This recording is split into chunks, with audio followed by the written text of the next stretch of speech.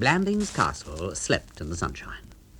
Dancing little ripples of heat mist played across its smooth lawns and stone-flagged terraces. It was that gracious hour of a summer afternoon, midway between luncheon and tea, when nature seems to unbutton its waistcoat and put its feet up. In the shade of a laurel bush outside the back premises of this stately home of England, Beach, butler to Clarence, 9th Earl of Emsworth, its proprietor, sat sipping the contents of a long glass and reading a weekly paper devoted to the doings of society and the stage.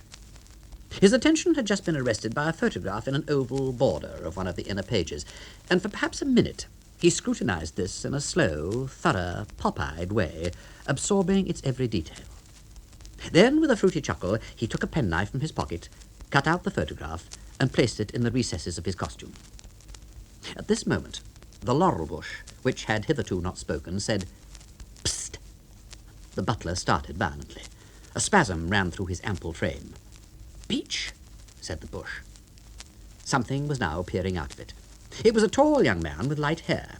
He recognized his employer's secretary, Mr. Hugo Carmichael, and rose with pained reproach. "Startled you, Beach?" "Extremely, sir." "I'm sorry.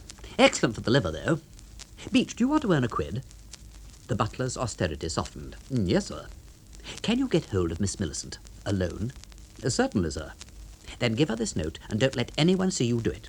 Especially, and this is where I want you to follow me very closely, Beach, Lady Constance Keble." "I will attend to the matter immediately, sir." "You know, Beach, life is rummy. Here I am at Blandings Castle, loving it. And yet when the project of my coming here was first placed on the agenda, I don't mind telling you the heart was rather bowed down with the weight of woe." "Indeed, sir?" "Yes, noticeably bowed down. If you knew the circumstances, you'd understand why." Beach did know the circumstances. He was aware that young Mr. Carmody had been, until a few weeks back, co-proprietor with Mr. Ronald Fish, Lord Emsworth's nephew, of a nightclub called the Hot Spot, situated just off Bond Street. That despite this favoured position, it had proved a financial failure. That Mr. Ronald had gone off with his mother, Lady Julia Fish, to recuperate at Biarritz, and that Hugo had come to Blandings as Lord Emsworth's private secretary. "No doubt you are reluctant to leave London, sir." "Exactly.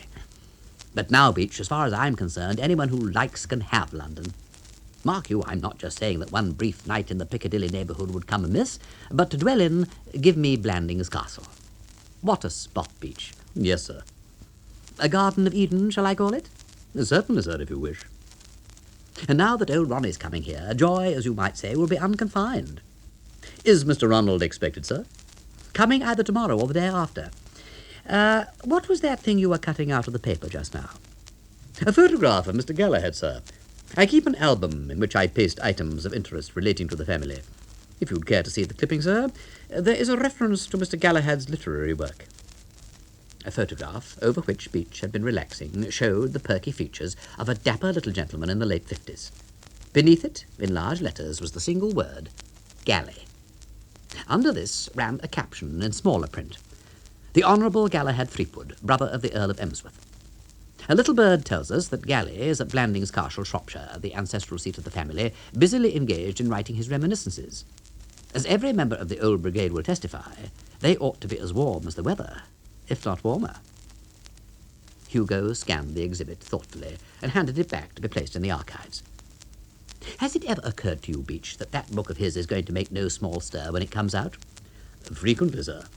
"Well, I'm saving up for my coffee. By the way, I knew there was something I wanted to ask you. Can you give me any information on the subject of a bloke named Baxter?" "Mr. Baxter, sir? He used to be private secretary to his lordship." "Yes, so I gathered. Lady Constance was speaking to me about him this morning.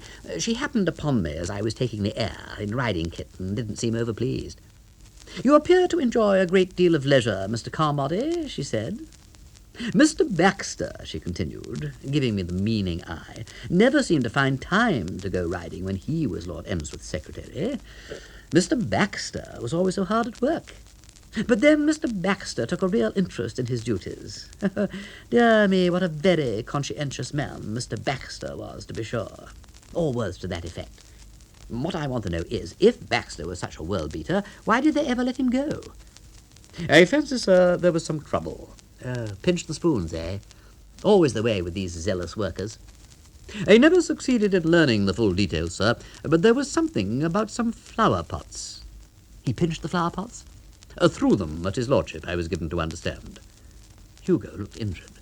Well, I'm dashed if I see then, he said, where this Baxter can claim to rank so jolly high above me as a secretary. Not so much as a pen-wiper have I ever bunged at Lord Emsworth. Well, I must be getting about my duties. You won't forget that note, will you? No, sir. Hugo reflected. On second thoughts, he said, perhaps you'd better hand it back to me. Safer not to have too much written matter circulating about the place. Just tell Miss Millicent that you will find me in the Rose Garden at 6 sharp. In the Rose Garden at 6 sharp. Very good, sir. I will see that she receives the information. 2 hours later, there sounded through the mellow, drowsy stillness a drowsy, mellow chiming. It was the clock over the stable striking 5. Simultaneously, a small but noteworthy procession filed out of the house and made its way across the sun-bathed lawn to where the big cedar cast a graceful shadow. It was headed by James, a footman, bearing a laden tray. Following him came Thomas, another footman, with a gate-leg table. The rear was brought up by Beach, who carried nothing but merely lent tone. Even as Thomas set gate-leg table to earth, there appeared, as if answering a cue, an elderly gentleman in stained tweeds and a hat he should have been ashamed of. Clarence, 9th Earl of Emsworth in person. He was a long, lean, stringy man of about 60, slightly speckled at the moment with mud, for he'd spent most of the afternoon pottering around pigsties. He surveyed the preparations for the meal with vague amiability through rimless pince-nez. "Tea?" "Yes, your lordship." "Oh," said Lord Emsworth. "Ah, tea, eh?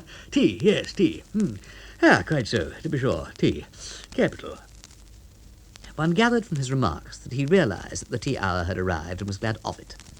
He proceeded to impart his discovery to his niece, Millicent, who, lured by that same silent call, had just appeared at his side. Millicent was a tall, fair girl with soft blue eyes and a face like the soul's awakening. "Been down seeing the Empress, Uncle Clarence?" Eh? Oh, yes, my dear. Yes, I've been with her all afternoon." Lord Emsworth's mild eyes beamed. They always did when that noble animal, Empress of Blandings, was mentioned. The 9th Earl was a man of few and simple ambitions. All he yearned to do by way of ensuring admittance to England's Hall of Fame was to tend his prize sow, Empress of Blandings, so sedulously that for the second time in 2 consecutive years he would win the silver medal in the fat pigs class at the Shropshire Agricultural Show. Earlier in the summer there had been one breathless, sickening moment of suspense. That was when his neighbour, Sir Gregory Parslow of Matchingham Hall, had basely lured away his pigman, the superbly gifted George Cyril Wellbeloved, by the promise of higher wages. For a while Lord Emsworth had feared lest the Empress, mourning for her old friend and valet, might refuse food and fall from her high standard of obesity. But the Empress had taken to Pirbright, George Cyril's successor, from the first, and was tucking away her meals with all the old abandon. "Mr. Carmody," said Millicent, stooping to tickle a spaniel which had wandered up to take potluck, "told me he'd never seen a finer animal in his life." "Oh, well, I like that young man," said Lord Emsworth emphatically. He's sound on pigs." "Yes, he's an improvement on Baxter, isn't he?" "Baxter?" His lordship choked over his cup. "You didn't like Baxter much, did you, Uncle Clarence?" Hadn't a peaceful moment while he was in the place. Dreadful fellow, always fussing. Always coming round corners with his infernal spectacles gleaming and making me sign papers when I wanted to be out in the garden. Besides, he was off his head. Oh, thank goodness I've seen the last of Baxter." "But have you?" "Well, what do you mean?"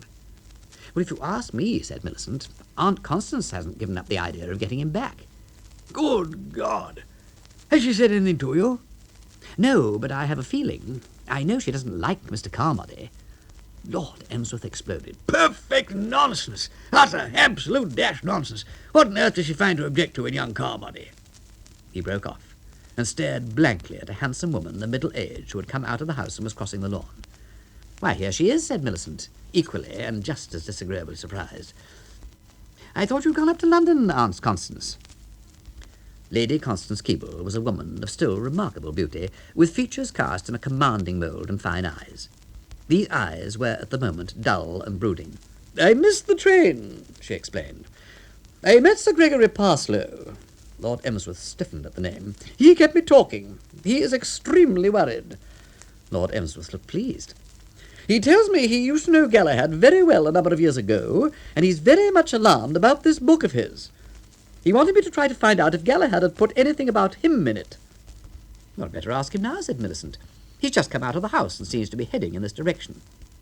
Lady Constance turned sharply, and following her niece's pointing finger, winced. The mere sight of her deplorable brother was generally enough to make her wince. The author, ambling briskly across the lawn, had now joined the little group at the tea-table. A thoroughly misspent life had left the Honourable Galahad Threepwood contrary to the most elementary justice in what appeared to be perfect, even exuberantly perfect, physical condition. He produced a black-rimmed monocle, and screwing it into his eye, surveyed the table with a frown of distaste. Tea! Millicent reached for a cup. Cream and sugar, Uncle Gally. He stopped her with a gesture of shocked loathing. You know I never drink tea. Too much respect my inside. Don't tell me you're ruining your inside with that poison. Oh, sorry, Uncle Gally, I like it. How's the book coming along? Magnificently, my dear, splendidly. I had no notion writing was so easy. Stuff just pours out. Clarence, I wanted to ask you about a date. What year was it there was that terrible row between young Gregory Parslow and Lord Burper, when Parslow stole the old chap's false teeth and pawned them at a shop in the Edgware Road? Lady Constance uttered a sharp cry. Oh, Galahad! You're not proposing to print libelous stories like that about our nearest neighbour? Well, certainly I am. It's the best documented story in the book. Look, I tell you what, I'll say towards the end of the 90s. After all, the exact date isn't so important, it's the facts that matter. And leaping lightly over a spaniel, he flitted away across the lawn. Lady Constance sat rigid in her chair. Clarence, what are you going to do about this? Do? Well, can't you see that something must be done? Do you realise that if this awful book of Galahad's is published, it will alienate half our friends? Oh, if Mr. Baxter were only here.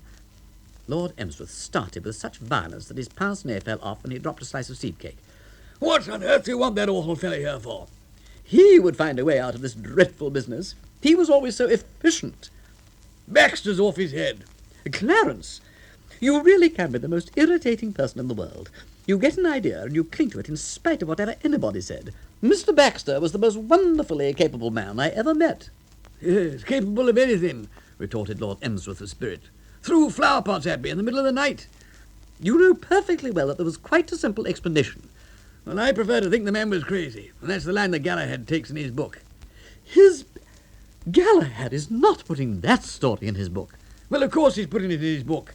As I say, the line Galahad takes, when he's a clear-thinking, level-headed man, is that Baxter was a raving, roaring lunatic. Well, I'm going to have another look at the Empress. And he pottered off pigwards.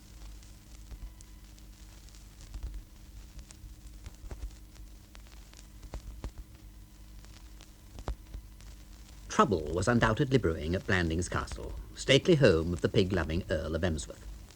His brother Galahad was writing his memoirs, an enterprise that was causing panic among the more elderly of the nobility and gentry. Lady Constance Keble, the Earl's formidable sister and chatelaine at the castle, was so worried that she informed Millicent, her niece, that it was essential to get the efficient Baxter back as the Earl's secretary. "Isn't Mr. Carmody any good?" asked Millicent artlessly. "No, he is not. And I shall never feel easy in my mind until Mr. Baxter is back in his old place." "What's wrong with Mr. Carmody?" "He is grossly inefficient. And," said Lady Constance, unmasking her batteries, "I consider that he spends far too much of his time mooning around you, my dear. I wish your cousin Ronald had never persuaded your uncle to employ him. Clarence should have seen by the mere look of him that he was impossible." She paused. "It will be nice having Ronald here," she said. "Yes. You must try to see something of him. If Mr. Carmody can spare you for a moment from time to time." She eyed her niece narrowly. "Why you don't marry Ronald, I can't think. It would be so suitable in every way. Oh, I like Ronnie a lot, but it has been a great disappointment to your Aunt Julia." She must cheer up. She'll get him off all right if she sticks at it. Lady Constance bridled. "It is not a question of... If you will forgive my saying so, my dear, I think you have allowed yourself to fall into a way of taking Ronald far too much for granted. He's just the sort of young man that girls are drawn to." I had a letter from your Aunt Julia saying that during their stay at Biarritz they met a most charming American girl, a Miss Schoenmaker, whose father, it seems, used to be a friend of your Uncle Galahad. She appeared to be quite taken with Ronald, and he with her. Julia invited her to stay at Blandings, and she accepted. She may be here any day now, and I do think, my dear, that before she arrives you ought to consider very carefully what your feelings towards Ronald really are. Can't you understand, Aunt Constance, that I haven't the slightest desire to marry Ronnie? We're great pals and all that, but he's not my style. Too short, for one thing. Short? Well, I'm inches taller than he is. When we went up the aisle, I should look like someone taking her little brother for a walk. Well, said Lady Constance, I am relieved to hear that there is no nonsense going on between you and Mr. Carmody. That I could not have endured. I happen to know that Mr. Carmody is not at all a nice young man. I have it on the most excellent authority that he is entangled with some impossible chorus girl. It is not easy to sit suddenly bolt upright in a deep garden chair, but Millicent managed the feat. What? Lady Allardyce told me so. And how does she know? Her son Vernon told her. A girl of the name of Brown. Vernon Allardyce says that he used to see her repeatedly lunching and dining and dancing with Mr. Carmody. There was a long silence. Nice boy, Vernon, said Millicent. He tells his mother everything. That's what I meant. I think it's sweet of him. Millicent rose. Well, I'm going to take a short stroll. And she wandered off towards the rose garden. A young man who has arranged to meet the girl he loves in the rose garden at 6 sharp naturally goes there at 5:25, so as not to be late. Hugo Carmody had done this, with the result that by 3 minutes to 6 he was feeling as if he'd been marooned among roses since the beginning of the summer. Then his vigil was enlivened by a wasp which stung him on the back of his hand. He was leaping to and fro, licking his wounds, when he perceived the girl of his dreams coming down the path. Ah! cried Hugo. He ceased to leap, and rushing forward would have clasped her in a fond embrace. But to his astonishment she drew back, and she was not a girl who usually drew back on these occasions. What's the matter? Nothing. Hugo was concerned. He didn't like the way she was looking at him. Her soft blue eyes appeared to have turned to stone. I say, he said, I've just been stung by a beastly grey wasp. Good, said Millicent. Hugo's concern increased. I say, what's up? I'm not quite sure if I'm ever going to speak to you again. Much will depend on how good you are as an explainer. I have it on the most excellent authority that you are entangled with a chorus girl. How about it? Hugo reeled. It's a lie. Name of Brown. Not a word of truth in it. I haven't set eyes on Sue Brown since I first met you. No, you've been down here all the time. When I was setting eyes on her, why, dash it, my attitude from start to finish was one of blameless, innocent, 100% brotherliness. A wholesome friendship, brotherly. I liked dancing and she liked dancing, and our steps fitted. So occasionally we would go out together and tread the measure. Well, that's all there was to it. Pure brotherliness, nothing more. I looked on myself as a sort of brother. Brother, eh? Yeah, absolutely, a brother. Now, don't go running away, my dear old thing, with any sort of silly notion that Sue Brown was something in the nature of a vamp. She's one of the nicest girls you would ever want to meet. Pretty, I suppose. Not pretty. No, not pretty, no, not at all pretty. Far from pretty. Totally lacking in sex appeal, poor girl. But nice, a good sort. No nonsense about her. Sisterly. Millicent pondered. Well, all right, she said at length. I suppose I'll have to believe you. But just you bear this in mind, my lad. Any funny business from now on, as if one more attack of that brotherly urge, as though, all right then. Hugo inhaled vigorously. He felt like a man who had just dodged a wounded tigress. Banzai, he said. Sweetheart still. Blandings Castle dozed in the twilight. In her boudoir on the second floor, Lady Constance Keble had taken pen in hand and was poising it over a sheet of notepaper. Dear Mr. Baxter, she wrote. Ronnie Fish was waiting moodily at the stage door of the Regal Theatre in Shaftesbury Avenue. The thought that, after having been away from Sue for all these weeks, he was now compelled to leave her again and go to Blandings Castle was weighing on Ronald Overbury Fish's mind sorely. Mac, the guardian of the stage door, leaned out of his hutch. Won't be long now, Mr. Fish. Eh? Won't be long now, sir. Ah, said Ronnie. Oh, we're sorry to hear about that, Mr. Fish. About what? About the hot spot, sir. That nightclub of yours. Busting up that way. Going west so prompt. Ronnie Fish winced. He presumed the man meant well, but there are certain subjects one doesn't want mentioned. Ah, he said briefly, to indicate this. Mac was the sort of man who would have tried to cheer Napoleon up by talking about the winter sports at Moscow. When I heard that you and Mr. Carmichael was starting one of those places, I said to the fireman, I'll give it 2 months, I said. And it was 6 weeks, wasn't it, sir? 7. Oh, 6 or 7, immaterial which. Point is, I'm usually pretty right. Used to see a lot of Mr. Carmichael round here at one time, sir. Yes, came here a lot, Mr. Carmichael did. Asking for Miss Brown. Great friends those two was. Oh, said Ronnie thickly. Used to make me laugh to see 'em together. Ronnie appeared to swallow something large and jagged. Why? Well, him so tall and her so small. But there, said Mac philosophically, they say it's opposite that gets on best.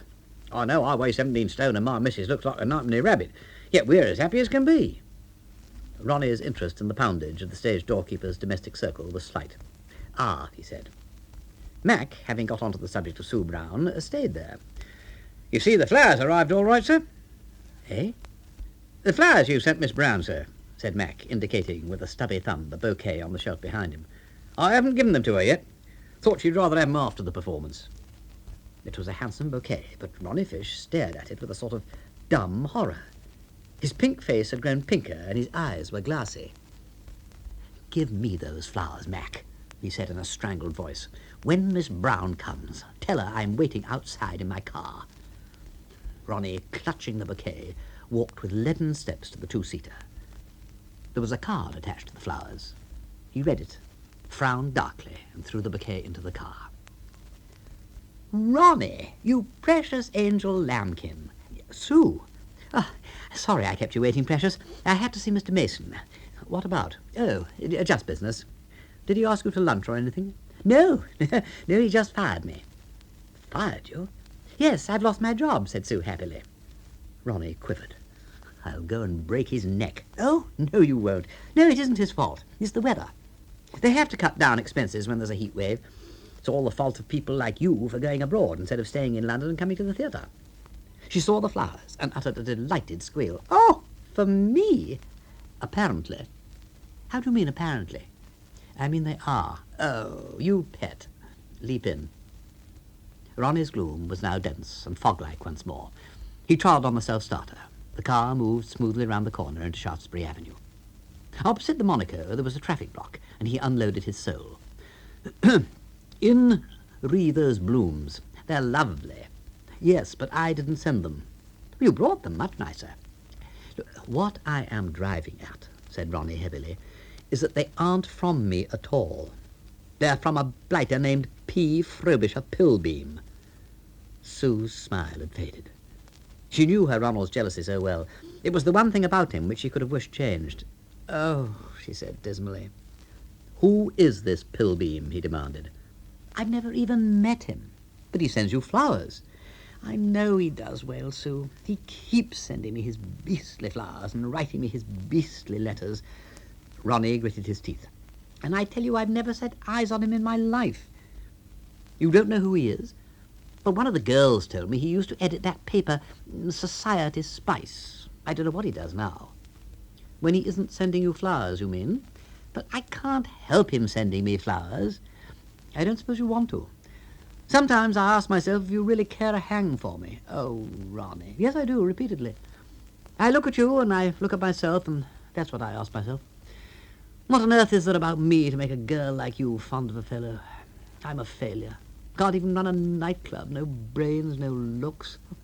You've got a lovely complexion. Too pink, much too pink. And I'm so damned short. Why the dickens I couldn't have been born a decent height like Hugo. He paused. His hand shook on the steering wheel. That reminds me.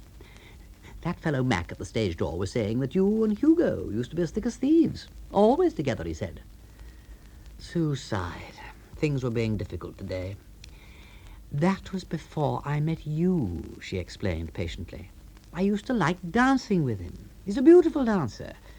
You surely don't suppose for a minute that I could ever be in love with Hugo? I don't see why not. He's better looking than I am. Taller. Not so pink. Plays the saxophone. Look, will you stop being silly about Hugo? Well, I fear that bird. He's my best pal, and I know his work. He's practically handsome. And lissome to boot. Look here, will you swear there's nothing between him and you? Well, of course there isn't. And nothing between this fellow Pilbeam and you? Of course not. Ah, said Ronnie. Then I can go ahead as planned. His was a mercurial temperament. The cloud had passed from his face, the look of Byronic despair from his eyes. He beamed. Do you know why I'm going down to Blandings tonight, he asked. No, I only wish you weren't. Well, I'll tell you. I've got to get round my uncle. Do what? Make myself solid with my Uncle Clarence. If you've ever had anything to do with trustees, you know that the one thing they bar like poison is parting with money. And I've simply got to have another chunk of my capital, and a big one, too. Without money, how on earth can I marry you? Let me get hold of funds, and we'll dash off to the registrars the moment you say the word. So now you understand why I have got to get to Blandings at the earliest possible moment, and stay there until further notice.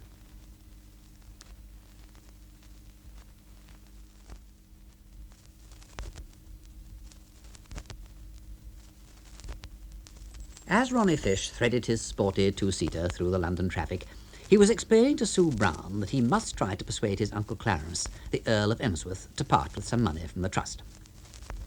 Let me get hold of funds and we'll dash off to the registrars. That's why I have got to get to Blandings and stay there till further notice. Yes, I see. And you're a darling. Tell me about Blandings, Ronnie. How do you mean? Well, what sort of a place is it? I want to imagine you there while you're away. Ronnie pondered. He was not at his best as a word painter. Oh, you know the sort of thing. Parks and gardens and terraces and immemorial elms and all that. All the usual stuff. Any girls there? My cousin Millicent. The family want Millicent and me to get married. To each other, do you mean? What a perfectly horrible idea. Oh, it's all right. We're both against the scheme. Oh, well, that's some comfort. What other girls will there be at Blandings? Well, only one that I know of.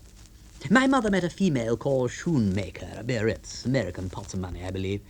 One of those beastly tall girls. I couldn't stand her myself, and my mother was all for her. And I didn't at all like the way she seemed to be trying to shove her off onto me. And she's going to be at Blandings. Yeah, there is nothing to about. Well, I'm not so sure. Oh, well, I suppose your family are quite right. I suppose you ought really to marry some nice girl in your own set. Ronnie scowled. He thought of his mother, he thought of his Aunt Constance, and reason told him that her words were true. Look, dash all this rot people talk about chorus girls, he said. It's happened in our family before. My Uncle Galley was in love with some girl on the stage back in the Dark Ages, and they bust the thing up and shipped him off to South Africa or somewhere to forget her. And look at him. Drew 3 sober breaths in the year 1900 and then decided that was enough. I expect I shall be the same. I've a jolly good mind to go to Uncle Clarence tonight and simply tell him that I'm in love with you and intend to marry you, and if the family don't like it, they can lump it. I wouldn't. Oh, well, perhaps you're right. I'm sure I am. If he hears about me, he certainly won't give you your money. What sort of a man is he? Uncle Clarence? Oh, a mild, dreamy old boy. At the moment, I hear, he's wrapped up in his pig. Oh, that sounds cosy. Well, I'd feel a lot easier in my mind, I can tell you, going down there to tackle him if I were a pig. I'd expect a much warmer welcome. You were rather a pig just now, weren't you? Ronnie quivered. Remorse gnawed the throbbing heart beneath his beautifully cut waistcoat. I'm sorry. I'm frightfully sorry. The fact is, I'm so crazy about you, I get jealous of everybody you meet. Do you know, Sue, if you ever let me down, I don't know what I'd do. He became lyrical. Sue, leaning back, listened contentedly. By the way, said Ronnie, the flood of eloquence subsiding, a thought occurs. Have you any notion where we're headed for? Heaven. No, I mean at the moment.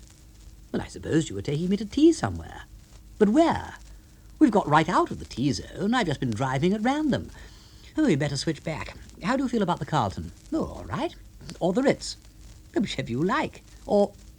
Gosh, what's the matter? Sue, I've got an idea. Oh, beginner's luck. Why not go to Norfolk Street? To your home? Yes, there's nobody there. And our butler's a staunch bird. He'll get us tea and say nothing. Oh, I'd like to meet a staunch butler. How far is it to Norfolk Street? Next turning. You're sure there's nobody in the house? None of the dear old family? Not a soul. He was right. Lady Constance Keble was not actually in the house. At the moment when he spoke, she'd just closed the front door behind her. After waiting half an hour in the hope of her nephew's return, she'd left a note for him on the hall table and was going to Claridge's for a cup of tea. It was not until he'd drawn up immediately opposite the house that Ronnie perceived what stood upon the steps. Having done so, he blenched visibly. "Oh, my sainted aunt," he said. The sainted aunt was inspecting the two-seater and its contents with a frozen stare. Her eyebrows were two marks of interrogation. "Good afternoon, Ronald." "Oh, hello, Aunt Constance. Will you introduce me?"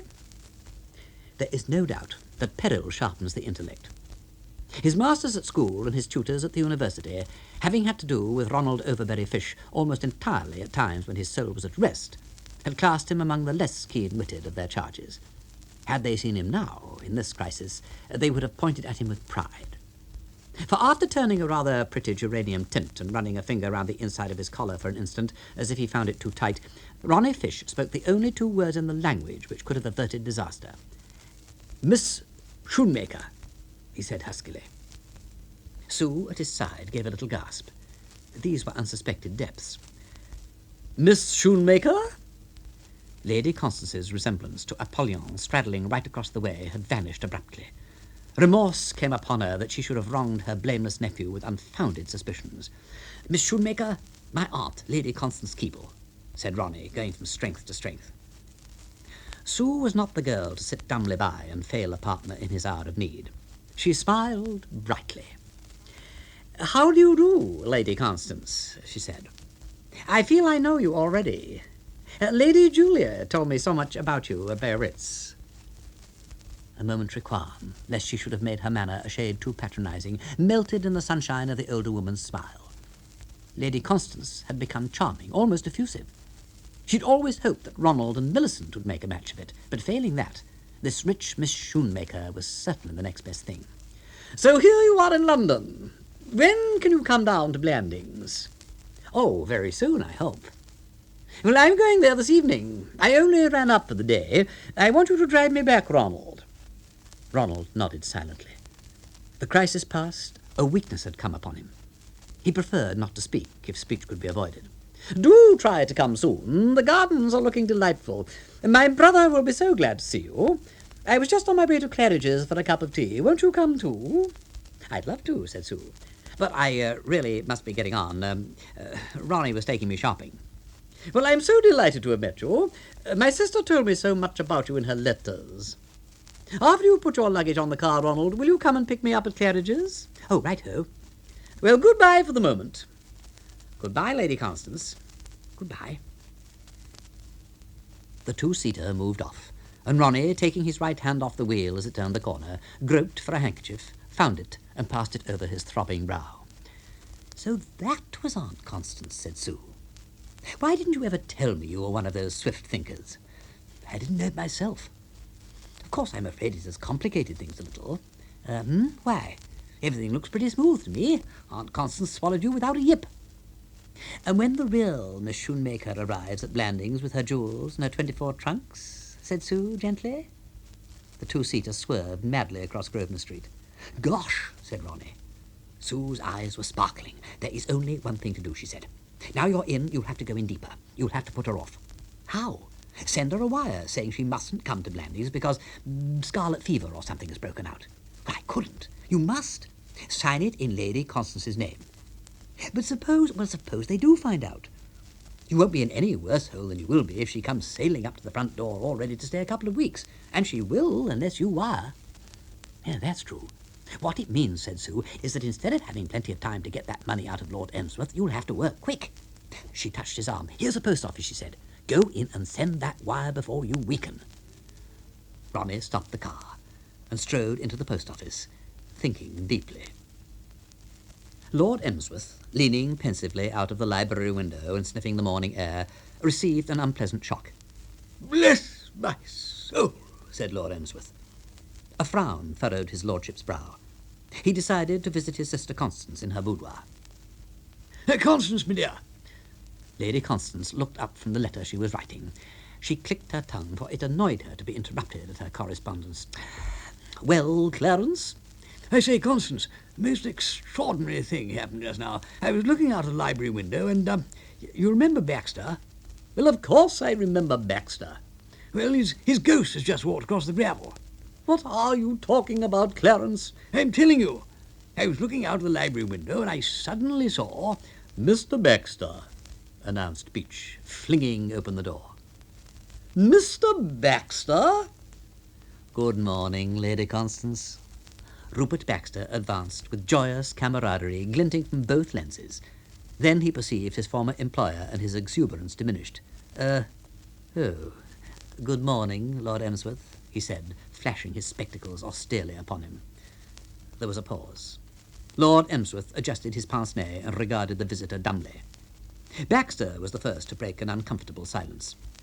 I happened to be taking a caravan holiday in this neighbourhood, Lady Constance, and finding myself near Market Blandings last night, I thought I would... Why, of course! We should never have forgiven you if you'd not come to see us, should we, Clarence? Eh? I said, should we? Should we what? Said Lord Emsworth, who was still adjusting his mind. Lady Constance's lips tightened, and a moment passed during which it seemed almost a 50-50 chance that a handsome silver inkpot would fly through the air in the direction of her brother's head. But she was a strong woman. She fought down the impulse. Did you say you were travelling in a caravan, Mr. Baxter? In a caravan. I left it in the park. Well, of course, you must come and stay with us. You must make quite a long visit. I will send somebody over to fetch your things. No, it is exceedingly kind of you. It will be delightful having you here again, won't it, Clarence? Eh? I said, won't it? Won't it what? Lady Constance's hand trembled above the inkpot like a hovering butterfly. She withdrew it. Will it not be delightful having Mr. Baxter back at the castle again?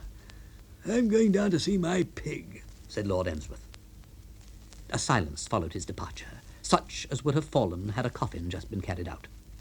The Lady Constance shook off Bloom. Oh, Mr. Baxter, I'm so glad you were able to come, and how clever of you to come in a caravan. It prevented your arrival seeming prearranged. I thought of that. Oh, you think of everything. Rupert Baxter stepped to the door, opened it, satisfied himself that no listeners lurked in the passage, and returned to his seat. Are you in trouble, Lady Constance? Your letter seems so very urgent. I am in dreadful trouble, Mr. Baxter. Is there anything that I can do? There is nobody except you who can do anything, but I hardly like to ask you. Ask me whatever you please, and if it is in my power... Oh, it is. Rupert Baxter hitched his chair an inch closer to hers. Tell me. Well, you know my brother Galahad. I have never met him. Is he here now? Yes, finishing his reminiscences. The book is full from beginning to end of libelous anecdotes, Mr. Baxter, about all our best friends.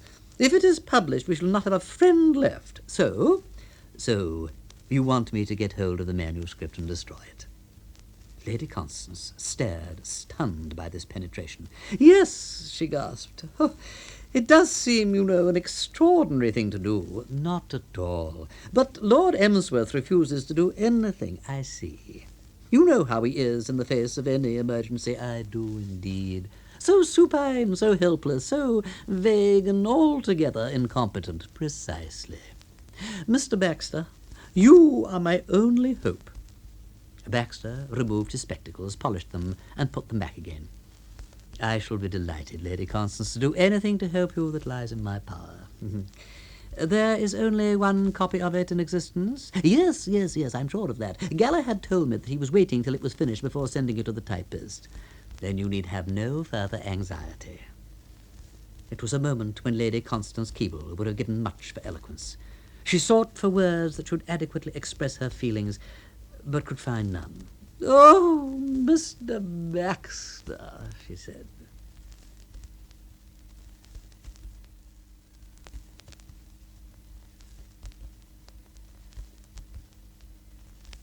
It was the third morning of Ronnie Fish's sojourn at Blandings Castle, and so far, in his efforts to win the favour of his Uncle Clarence, he'd made no progress. Taking with him a tennis ball, which he proposed to bounce before him in order to assist thought, he wandered out into the grounds and presently found himself within a short distance of the detached residence employed by that noble pig, the Empress of Blandings, as a combined bedroom and restaurant. Everybody likes to see somebody eating. Ronnie leaned over the rail, absorbed. He poised the tennis ball and, with an absent-minded flick of the wrist, bounced it on the silver medalist's back. Finding the pleasant ponging sound, which resulted soothing to harassed nerves, he did it again. The Empress made excellent bouncing. For some minutes, therefore, the pair carried on according to plan, she eating, he bouncing, until presently Ronnie was thrilled to discover that this outdoor sport of his was indeed assisting thought. Gradually, mistily at first, then assuming shape, a plan of action was beginning to emerge from the murk of his mind. "I say, Uncle Clarence," he said, prancing into the library some half-hour later. Lord Emsworth was deep in the current issue of a weekly paper of porcine interest. It seemed to Ronnie, as he looked up, that his eye was not any too chummy. This, however, did not disturb him. That eye he was confident would melt anon. "I say, Uncle Clarence, you know that capital of mine?" That what? "My capital. The money you're trustee of." "And a jolly good trustee," said Ronnie handsomely. "Well, I've been thinking things over, and I want you, if you will, to disgorge a segment of it for a sort of venture I've got in mind." You wish to start another nightclub? "Oh, no, nothing like that. No, nightclubs are a mug's game. I want to breed pigs." Something was wrong. So far from leaping in the air and showering gold, his uncle merely stared at him in an increasingly unpleasant manner. Pigs? "Pigs." You wish to breed pigs? "That's right," bellowed Ronnie. "Pigs!" And from somewhere in his system he contrived to dig up and fasten on his face an ingratiating smile. And I suppose that when you've got 'em, you'll spend the whole day bouncing tennis balls on their backs. Ronnie gulped. The shock had been severe. The ingratiating smile lingered on his lips as if fastened there with pins, but his eyes were round and horrified. "Eh?" he said feebly. Lord Emsworth rose. He drew himself up to his full height, which was considerable, and from his eminence glared balefully down on his nephew. I saw you. I was on my way to the piggery, and I saw you there, bouncing your infernal tennis balls on my pig's back. Tennis balls! Are you aware that the Empress of Blandings is an excessively nervous, highly strung animal, only too ready on the slightest provocation to refuse her meals? You might have undone the work of months with your idiotic tennis ball. "Oh, I'm sorry." What's the good of being sorry? "Well, I never thought." You never do. That's what the trouble with you. Pig farm, said Lord Emsworth vehemently, his voice soaring into the upper register. You couldn't manage a pig farm. You aren't fit to manage a pig farm. You aren't worthy to manage a pig farm. If I had to select somebody out of the whole world to manage a pig farm, I would choose you last. Ronnie Fish groped his way to the table and supported himself on it. He had a sensation of dizziness. Here, what's all this? It was the Honourable Galahad who had spoken, and he'd spoken peevishly. Working in the small library with the door ajar, he'd found the babble of voices interfering with literary composition, and, justifiably annoyed, he had come to investigate. Can't you do your reciting sometime when I'm not working, Clarence? He said.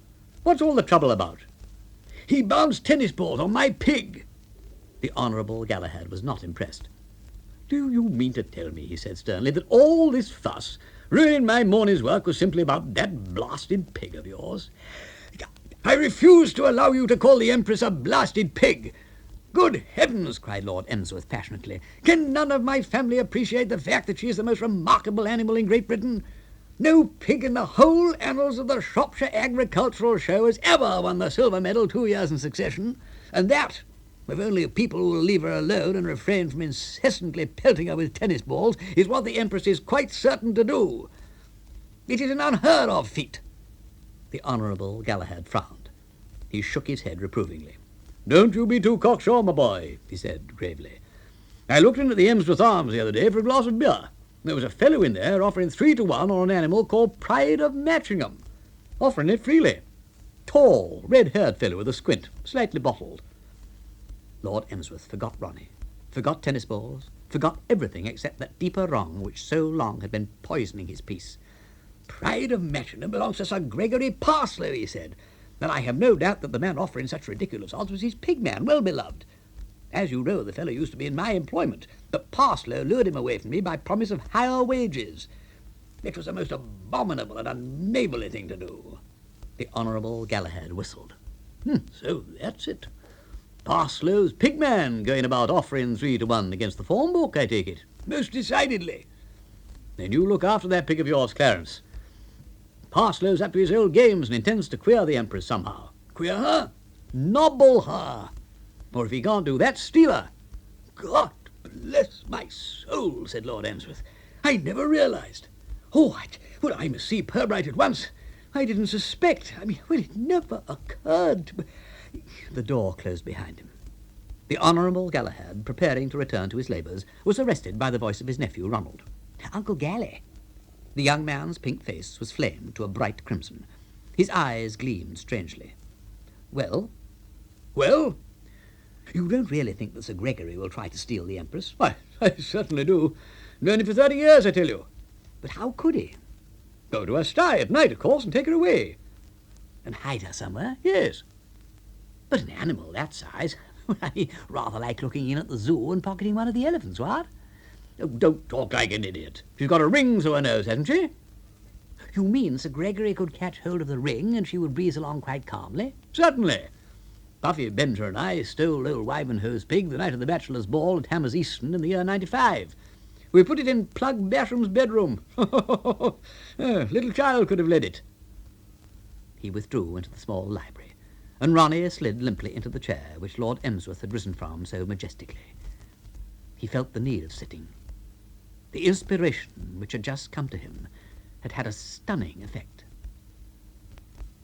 In his pantry, in shirt-sleeved ease, Beach the butler sat taking the well-earned rest of a man whose silver is all done and who has no further duties to perform till lunchtime.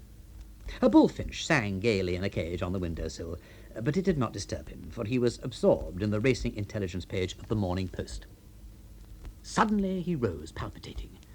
A sharp rap had sounded on the door, and he was a man who reacted nervously to sudden noises. There entered his employer's nephew, Mr. Ronald Fish. "Hello, Beach." "Sir?"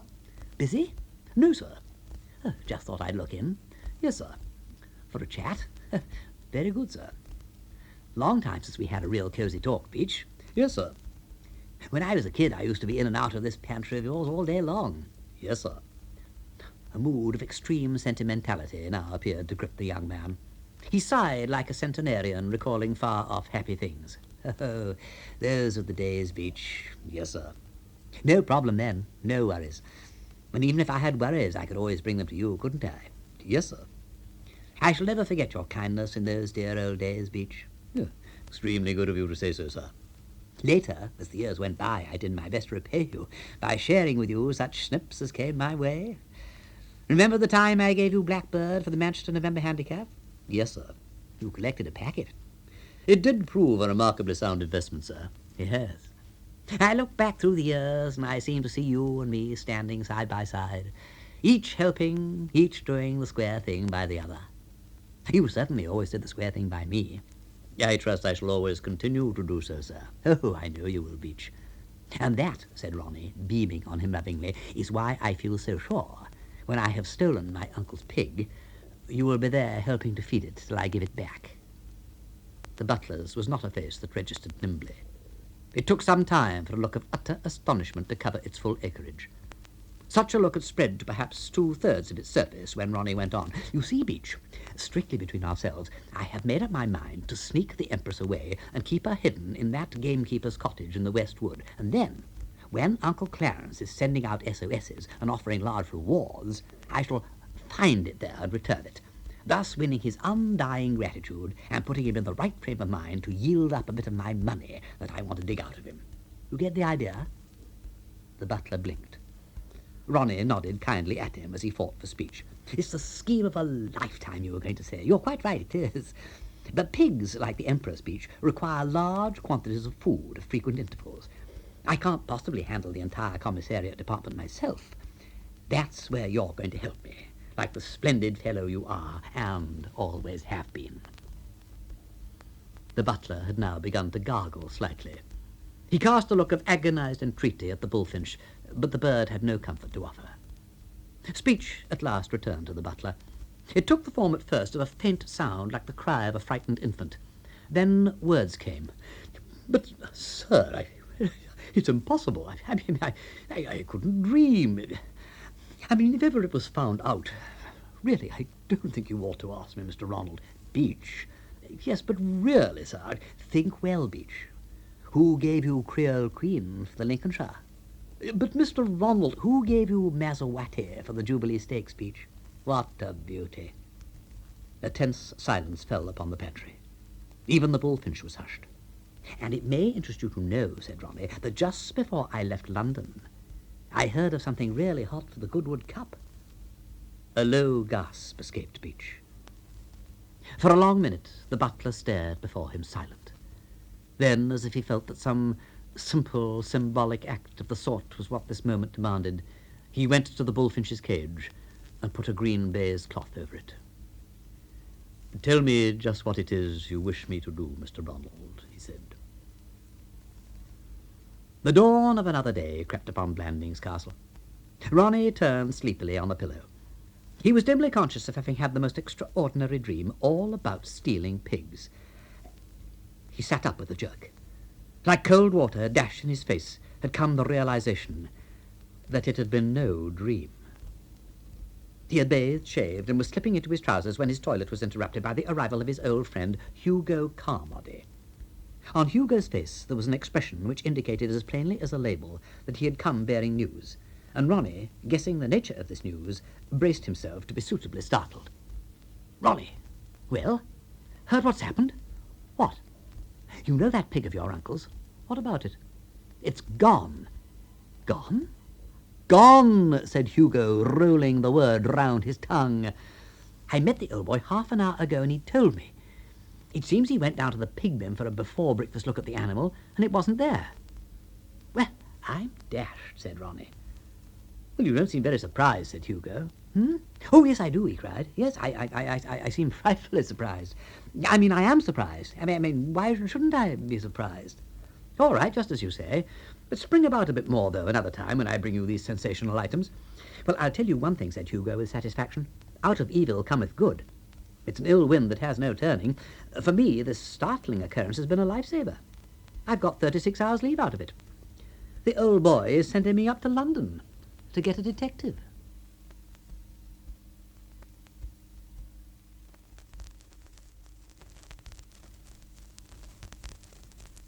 It was the morning after Ronnie Fish, with the assistance of Beach the butler, had removed the prize pig from its sty and hidden it in the gamekeeper's cottage. Hugo Carmody, the Earl's secretary, at his own suggestion had gone up to town to secure the services of a detective named Pilbeam. Both Ronnie and Millicent suspected that Hugo's motives for his mission to town were questionable, and after luncheon Ronnie climbed into his two-seater and set off for the big city. If you go up Beeston Street in the south-western postal division of London and follow the pavement on the right-hand side, you come to a blind alley called Hayling Court. If you enter the first building on the left of this blind alley and mount a flight of stairs, you find yourself facing a door, on the ground glass of which is the legend Argus Inquiry Agency Limited, and below it, to one side, the smaller legend P. Frobisher Pilbeam, Manager. At about the hour when Ronnie Fish had stepped into his two-seater in the garage of Blandings Castle, P. Frobisher Pilbeam was seated at his desk reading a telegram which had arrived during his absence at lunch. It ran as follows: "Be sure send best man, investigate big robbery." It was unsigned. What made the thing particularly annoying was that it was so tantalizing. A big robbery probably meant jewels with a correspondingly big fee attached to their recovery. But you cannot scour England at random asking people if they've had a big robbery in their neighbourhood. Reluctantly, he gave the problem up, and producing a pocket mirror, began with the aid of a pen nib to curl his small and revolting moustache. His thoughts had drifted now to Sue. They were not altogether sunny thoughts, for the difficulty of making Sue's acquaintance was beginning to irk Percy Pilbeam. He had written her notes, he had sent her flowers, and nothing had happened. She ignored the notes, and what she did with the flowers he didn't know. She certainly never thanked him for them. Brooding upon these matters, he was interrupted by the opening of the door. The office boy entered. Mr. Carbody to see you, sir. Pilbeam once more relegated Sue to the hinterland of his mind. Business was business. Show him in. This way, sir, said the office boy with a graceful courtliness which, even taking into account the fact that he suffered from adenoids, had an old-world flavour, and Hugo sauntered across the threshold. Hugo felt, and was looking, quietly happy. Nobody could have been more wholeheartedly attached than he to Blandings Castle and the society of his Millicent, but he was finding London revisited singularly attractive. "And this, if I mistake not, Watson, is our client now," said Hugo genially. Such was his feeling of universal benevolence that he embraced with his goodwill even the repellent-looking young man who had risen from the desk. He still thought Pilbeam should not have been wearing pimples with a red tie. One or the other if he liked, but not both. Nevertheless, he smiled upon him. "Fine day," he said. "Quite," said Pilbeam. "Some people might call London a shade on the stuffy side on an afternoon like this, but not Hugo Carmody." No. "No. H. Carmody finds it just what the doctor ordered." He sat down. "Well, Sleuth," he said, "to business. I suppose you want to know what I've come about." "When you're ready to get round to it," said Pilbeam patiently. Hugo stretched his long legs comfortably.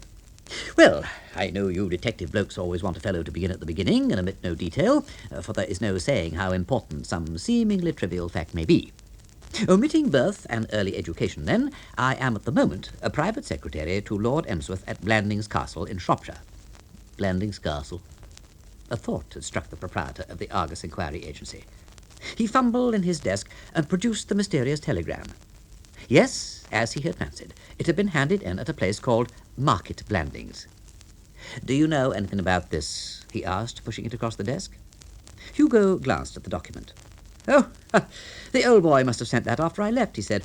"The absence of signature is no doubt due to mental stress. Lord Emsworth is greatly perturbed. Twitter. Shaken to the core, you might say." About this robbery? "Exactly.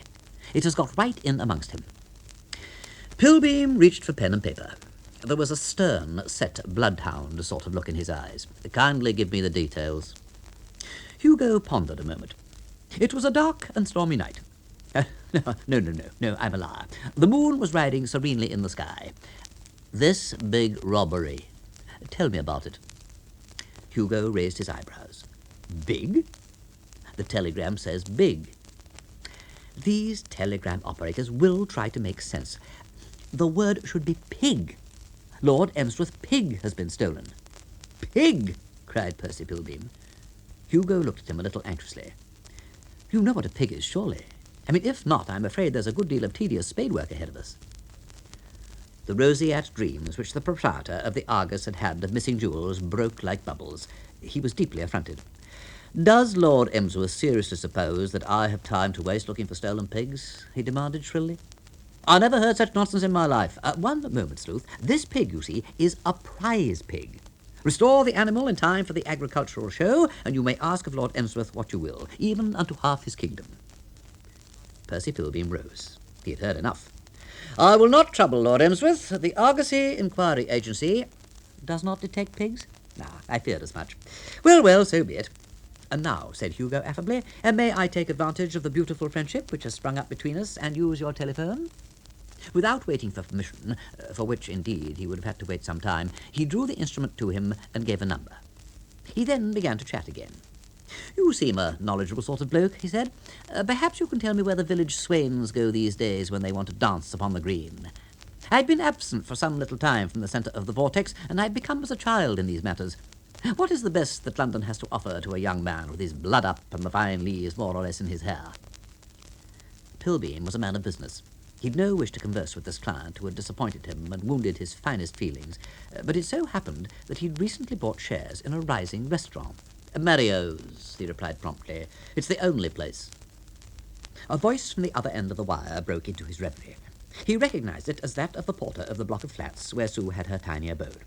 "Hello, Bashford. Mr. Carmody speaking. Will you make a long arm and haul Miss Brown to the instrument?" "Miss Sue Brown, of course." "Righty-ho, I'll wait." The astute detective never permits himself to exhibit emotion. Pilbeam turned his start of surprise into a grave, distrained nod, as if he were thinking out deep problems. "Mario's, eh?" said Hugo. "What's the band like?" "It's Leopold's." "Oh, good enough for me," said Hugo with enthusiasm. He hummed a bar or two and slid his feet dreamily about the carpet. "I'm shockingly out of practice, dash it, but touching this other matter, you're sure you won't come to Blandings?" "Quite. Nice place, gravel soil, spreading views, well laid out pleasure grounds, company's own water. I would strongly advise you to bring your magnifying glass and spend the summer. However, if you really feel... Sue! Ah, hello. This is Hugo. Yes, just up in town for the night on a mission of extraordinary secrecy and delicacy, which I am not empowered to reveal. Speaking from the Argus Inquiry Agency, by courtesy of the proprietor, I was wondering if you would care to come out and help me restore my lost youth, starting at about 8:30, eh?" A silence had fallen at the other end of the wire. What was happening was that in the hall of the block of flats, Sue's conscience was fighting a grim battle against heavy odds. Ranged in opposition to it were her loneliness, her love of dancing, and her desire once more to see Hugo, who, though he was not a man one could take seriously, always cheered her up and made her laugh. And she'd been needing a laugh for days. Hugo thought he'd been cut off. Hello, he barked peevishly. Look, don't yodel like that, said Sue. You've nearly made me deaf. Oh, sorry, dear heart. I thought the machine had conked out. Well, how do you react? Is it a bet? Well, I do want to see you again, said Sue, hesitatingly. You shall, in person. Clean shirt, white waistcoat, the carpet studs, everything. Well, a psychically gifted bystander standing in the hall of the block of flats would have heard at this moment a faint moan. It was Sue's conscience collapsing beneath an unexpected flank attack. She just remembered that if she went to dine with Hugo, she would learn all the latest news about Ronnie. It put the whole thing in an entirely different light. All right, she said. Where? Mario's. They tell me it's the posh spot these days. Mario's? Yes, M for mange, A for asthma, R for rheumatism. Oh, you got it. Oh, all right then. At 8:30. Hugo put the receiver back. Once more he allowed his dazzling smile to play upon the Argus's proprietor. Much obliged for use of the instrument, he said. Thank you. Thank you, said Pilbeam. Well, I'll be pushing along. Ring us up if you change your mind. Leopold's justly famous band, its cheeks puffed out and its eyeballs rolling, was playing a popular melody with lots of stomp to it. And for the first time since she had accepted Hugo's invitation to the dance, Sue, gliding round the floor, was conscious of spiritual calm. You won't breathe a word to Ronnie about our coming here, will you, Hugo? Not a syllable. Now, I can trust you, implicitly. Telegraphic address, discretion, Market Blandings. Ronnie's funny, you see.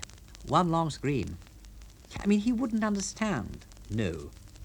Great surprise it was to me, said Hugo, doing complicated things with his feet, to hear that you and the old hound had decided to team up. It may interest you to know that I, too, am engaged. Hugo? Yes, betrothed. And so, at long last, came a day when love wound his silken fetters about Hugo Carmichael. Oh, who's the unfortunate girl? There is no unfortunate girl. The lucky girl... Was that your foot? Yes. Oh, I'm sorry. I haven't got the hang of these new steps yet. The lucky girl, I was saying, is Miss Millicent Threepwood. As if stunned by the momentousness of the announcement, the band stopped playing. Hugo led his partner to her chair. She was gazing at him ecstatically. You don't mean that. I do mean that. What do you think I meant? I never heard anything so wonderful in my life. I've been trying not to admit it to myself, but I was very scared about Millicent. Ronnie told me the family wanted him and her to marry, and you never know what may happen when families throw their weight about. And now it's all right. Quite all right. Tell me about Millicent. Sweetest girl on earth. Really? Absolutely. It's well known all over Shropshire. And she really loves you? Between you and me, I weigh my words, and I tell you solemnly that that girl is too good for me. She's the nearest thing to an angel that ever came glimmering through the laurels in the quiet even fall in the garden by the turrets of the old manorial hall. And when I think how I have deceived her, my soul sickens. Well, have you deceived her? Not yet, but I'm going to in about 5 minutes. I put in a phone call to Blandings just now, and when I get through, I shall tell her I'm speaking from my hotel room, where I am on the point of going to bed. You see, said Hugo confidentially, Millicent, though practically perfect in every other respect, is one of those girls who might misunderstand this little night out of mine did it come to her ears. I know what you mean. Ronnie's like that. He must never know. Secrecy and silence. Thank goodness there's nobody who would tell Millicent, even if they wanted to. Ah, this must be the bringer of the glad tidings, to say my call is through. All set? He asked the page boy who had threaded his way through the crowd to their table. Yes, sir. Hugo rose. Amuse yourself somehow till I return. I shan't be dull, said Sue. She watched him disappear, then leaned back in her seat, watching the dancers. Percy Pilbeam, who'd been hovering in the background, hoping for such an opportunity ever since his arrival at the restaurant, thought he had never seen her looking prettier. He edged his way between the tables and took Hugo's vacated chair. Good evening, he said. She turned and was aware of a nasty-looking little man at her elbow. He seemed to have materialized from nowhere. May I introduce myself, Miss Brown? Said this blot. My name is Pilbeam. At the same moment there appeared in the doorway and stood there raking the restaurant with burning eyes the flannel-suited figure of Ronald Overbury Fish.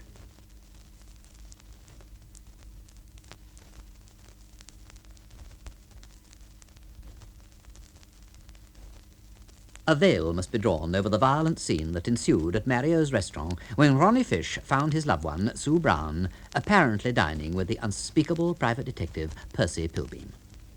Hailed on the morrow before the awful majesty of justice at Bowcher Street Police Court and charged with disorderly conduct in a public place, to wit Mario's restaurant, and resisting an officer, to wit P.C. Murgatroyd, in the execution of his duties, Ronald Fish made no impassioned speeches.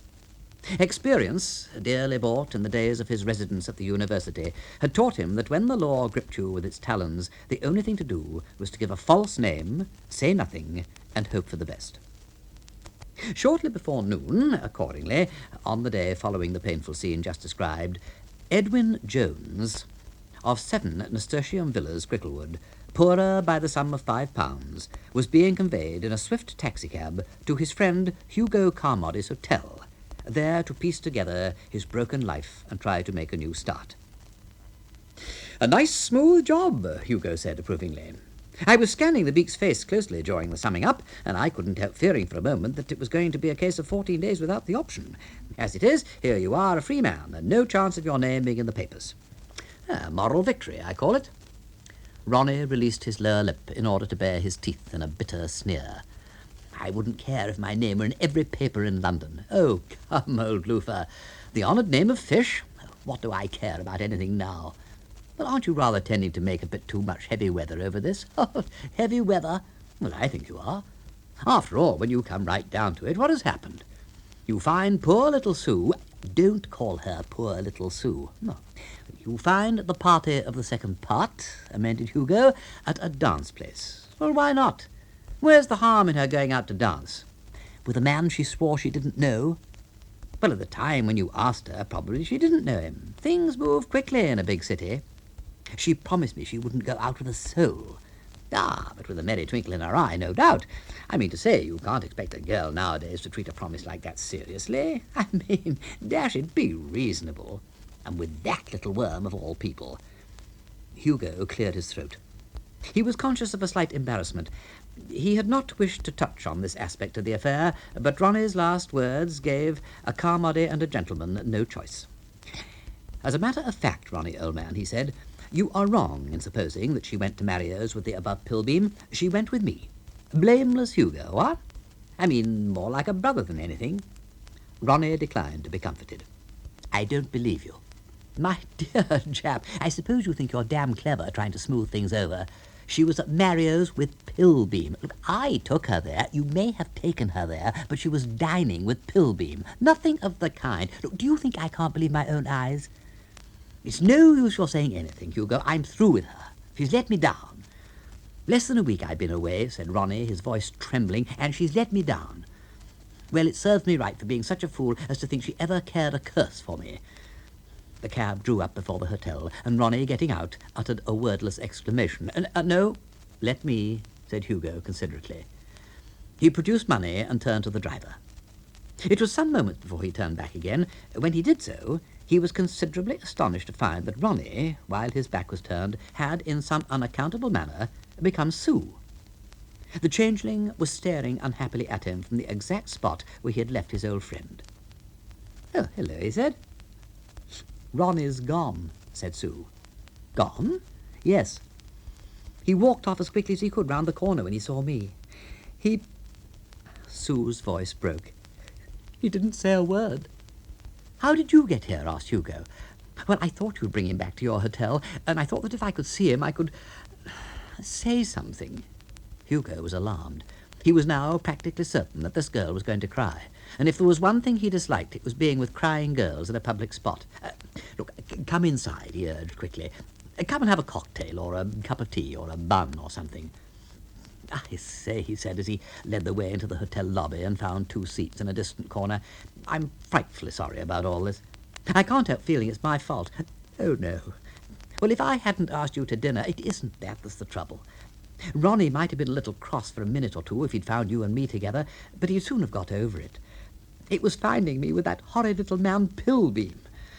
You see, I told him, and it was quite true, that I didn't know him. Yes, so he was saying to me in the cab. Did he? What did he say? Well, he plainly resented the Pilbeam, I'm afraid. I tried to drive into his head that that was just an accidental meeting and that you'd come to Mario's with me, but he would have none of it.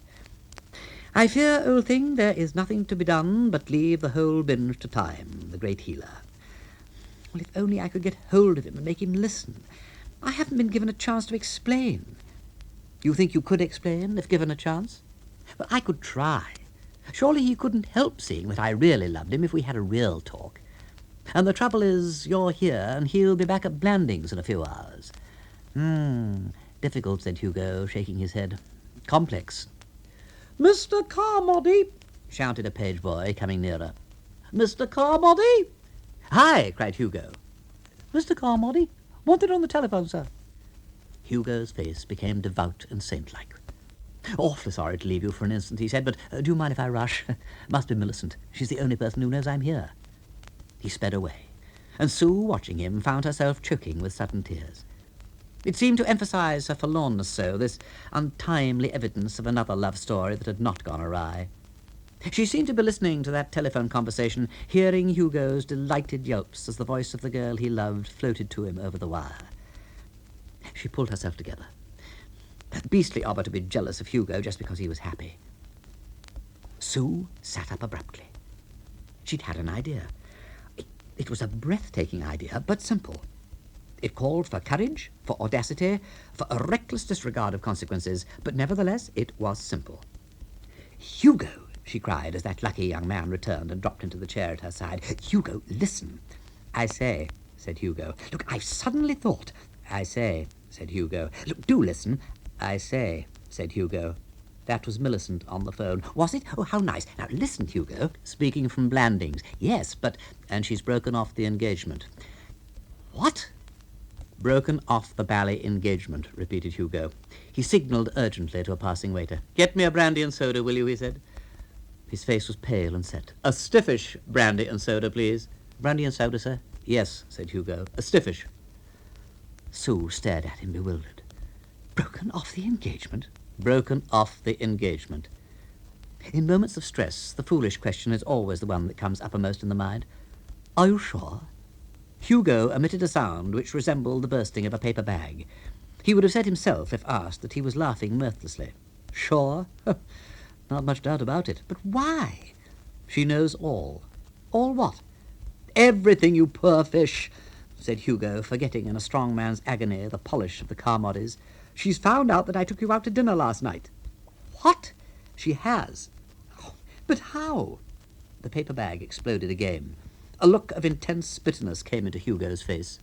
If ever I meet that slimy, slinking, Marcel-waved by-product Pilbeam again, he said, let him commend his soul to God, if he has time.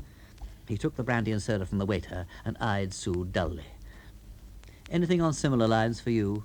No, thanks. Well, just as you like. It's not easy for a man in my position to realize, said Hugo, drinking deeply, that refusing a brandy and soda is possible. I shouldn't have said offhand that it could be done. She was a warm-hearted girl. In the tragedy of this announcement, she had almost forgotten that she had troubles herself. Tell me all about it, Hugo. He put down the empty glass. I came up from Blandings yesterday, he said, to interview the Argus Inquiry Agency on the subject of sending a man down to investigate the theft of Lord Emsworth's pig. Sue would have liked to hear more about this pig, but she knew that this was no time for questions. I went to the Argus and saw this wen Pilbeam who runs it. Again Sue would have liked to speak. Once more she refrained. She felt as if she were at a sickbed, hearing a dying man's last words. On such occasions one does not interrupt. Meanwhile, proceeded Hugo tonelessly, Millicent suspecting, and I am surprised at her having a mind like that. I always looked on her as a pure white soul. Suspecting that I might be up to something in London, got the Argus on the long-distance telephone and told them to follow my movements and report to her. And apparently, just before she called me up, she'd been talking to them on the wire and getting their statement. All this she revealed to me in short, burning sentences, and then she said that if I thought we were still engaged, I could have 3 more guesses. Sue, womanlike, blamed the woman. I don't think Millicent can be a very nice girl, she said primly. An angel, said Hugo. Always was, celebrated for it. I don't blame her. Well, I do. I do. Well, have it your own way, said Hugo handsomely. He beckoned to the waiter. Another of the same, please. That settles it, said Sue. Her eyes were sparkling, her chin a resolute tilt. Settles what? While you were at the telephone, I had an idea. I've had ideas of my time, said Hugo, many of them. At the moment I have but one, to get within arm's length of the yam Pilbeam and twist his greasy neck till he comes apart in my hands. Hugo, will you listen? And this is the bitter thought that now strikes me. What chance have I of scooping out the man's insides with my bare hands? I've got to be back to Blandings on the 2:15 or I lose my job. Leaving him unscathed in his bally lair, chuckling over my downfall and following some other poor devil's movements. Hugo, you spoke? Look, I have been speaking for the last 10 minutes, only you won't listen. Say on, said Hugo listlessly, starting on the second restorative. Look, have you ever heard of a Miss Schoonmaker? Well, I seem to know the name. Who is she? Me. Hugo lowered his glass, pained. Look, don't talk drip to a broken-hearted man, he begged. What do you mean? When Ronnie was driving me in his car, we met Lady Constance Keble. A blister, said Hugo. Always was. Generally admitted all over Shropshire. Look, she thought I was Miss Schoonmaker. Why? Because Ronnie said I was. Hugo sighed hopelessly. Complex, my God, how complex. It was quite simple and natural. Ronnie had just been telling me about this girl and how we'd met her at Biarritz and that she was coming to Blandings and so on. And when he saw Lady Constance looking at me with frightful suspicion, it suddenly occurred to him to say that I was her. That you were Lady Constance? No, you idiot. Miss Schoonmaker. And now I'm going to wire Lady Constance, not Miss Schoonmaker, in case you were going to ask, saying that I'm coming to Blandings right away. Pretending to be Miss Schoonmaker? Yes. Hugo shook his head. Imposs. Why? Absolutely out of the queue. Why? Lady Constance is expecting me. Don't you realize that just as you reach the front door, this Miss Schoonmaker will arrive in person, dishing the whole thing? No, she won't. Why won't she? Because Ronnie sent her a telegram in Lady Constance's name, saying that there's scarlet fever or something at Blandings and she wasn't to come. Hugo's air of the superior critic fell from him like a garment. He sat up in his chair. Sue, look, once I'm at Blandings, I shall be able to see Ronnie and make him be sensible. That's right. And then you'll be able to tell Millicent that there couldn't have been much harm in my being out with you last night because I'm engaged to Ronnie. Yeah, that's right, too. Can you see any flaws? Not a flaw.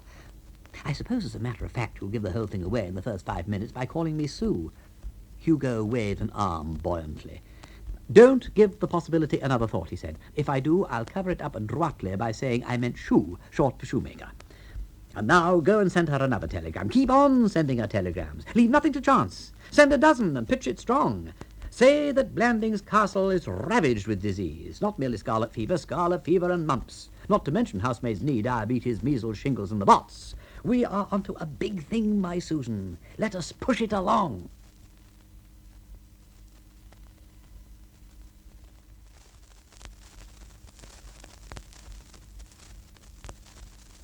The prize pig, the Empress of Blandings, was still missing. Sunshine, calling to all right-thinking men to come out and revel in its heartening warmth, poured in at the windows of the great library of Blandings Castle. But to Clarence, 9th Earl of Emsworth, much as he liked sunshine as a rule, it brought no cheer. His face drawn, his pince-nez askew, his tie drooping away from its stud like a languorous lily, he sat staring sightlessly before him. He looked like something that had just been prepared for stuffing by a taxidermist. The door of the library opened, revealing the natty person of his brother Galahad. Lord Emsworth straightened his pince-nez and looked at him apprehensively. Knowing how little reverence there was in the Honourable Galahad's composition, and how tepid was his interest in the honourable struggles for supremacy of fat pigs, he feared that the other was about to wound him in his bereavement with some jarring flippancy. The Honourable Galahad sat down, hitched up the knees of his trousers, cleared his throat, and spoke in a tone that could not have been more sympathetic or in better taste. Bad business, this, Clarence. Oh, it's appalling, my dear fellow. What are you going to do about it? Lord Emsworth shrugged his shoulders hopelessly. I'm at a loss. What young Carmody tells me has completely upset all my plans. Carmody? Well, I sent him to the Argus Inquiry Agency in London to engage the services of a detective. It is a firm that Sir Gregory Parslow once mentioned to me in the days when we were on better terms. Parslow, said the Hon Galahad, and sniffed. So I sent young Carmody to London to approach them about finding the Empress, and now he tells me that his errand proved fruitless. They were firm in their refusal to trace missing pigs. Yeah, just as well. What do you mean? Save a lot of unnecessary expense. There's no need for you to waste money employing detectives. Well, I thought that possibly the trained mind... I can tell you who's got the Empress. It's as plain as the nose on your face. Lord Emsworth felt his nose. Is it? He said doubtfully. I've just been talking to Constance. Constance? Lord Emsworth opened his mouth feebly. She hasn't got my pig. I have been talking to Constance, repeated the Honourable Galahad, and she called me some very unpleasant names. Yeah, she does sometimes. Even as a child, I remember a senile mischief-maker, among others, and a meddling old penguin. And all because I told her that the man who had stolen Empress of Blandings was young Gregory Parslow. Parslow? Parslow? Well, surely it's obvious. I should have thought it would have been clear to the meanest intelligence. Parslow? Look, don't keep saying Parslow. But, my dear Galahad... It stands to reason. You don't really think so? Well, of course I do. Have you forgotten what I told you the other day? Yes, said Lord Emsworth. He always forgot what people told him the other day. About young Parslow, said the Hon Galahad, impatiently. About nobbling. Who else except young Parslow had any interest in getting the Empress out of the way? And if he hadn't known there was some dirty work planned, would that pigman of his, Brotherhood or whatever his name is, have been going about offering 3 to 1 on pride of Matchingham? I told you at the time it was fishy. The evidence was damning, and yet Lord Emsworth found himself once more a prey to doubt. Could the man actually be capable of the crime of the century? A fellow landowner? A justice of the peace? A man who grew pumpkins? A baronet? But Galahad, I'm a man in Parslow's position. What do you mean, a man in his position? Do you suppose a fellow changes his nature just because a cousin of his dies and he comes into a baronetcy? Haven't I told you a dozen times that I've known young Parslow all his life? Known him intimately. He was always as hot as mustard and as wide as Leicester Square. Ask anyone who used to go around town in those days. When they saw young Parslow come in, strong men winced and hid their valuables. Lord Emsworth uncoiled himself. His eyes glittered, and he breathed stertorously. Oh, the scoundrel! Tough nut, always was. Huh. What shall I do? Do? Why, go to him right away and tax him. Tax him? Yes. Look him squarely in the eye and tax him with his crime. I will immediately. I'll come with you. Look him squarely in the eye. And tax him. And tax him. In his study at Matchingham Hall, in the neighbouring village of Much Matchingham, Sir Gregory Parslow sat gazing at the current number of a weekly paper. What had attracted Sir Gregory's attention was the following. The Honourable Galahad Threepwood, brother of the Earl of Emsworth. A little bird tells us that Galley is at Blandings Castle, Shropshire, the ancestral seat of the family, busily engaged in writing his reminiscences. As every member of the old brigade will testify, they ought to be as warm as the weather, if not warmer. Sir Gregory Parslow shivered, like one who, on a country ramble, suddenly perceives a snake in his path. The years had turned Sir Gregory into a man of portly habit, and as portly men do in moments of stress, he puffed. But puff he never so shrewdly, he could not blow away that paragraph. It was still there, looking up at him, when the door opened and the butler announced Lord Emsworth and Mr. Galahad Threepwood. Young Parslow, said the Hon. Galahad, speaking in a sharp, unpleasant voice, your sins have found you out. What the devil do you mean?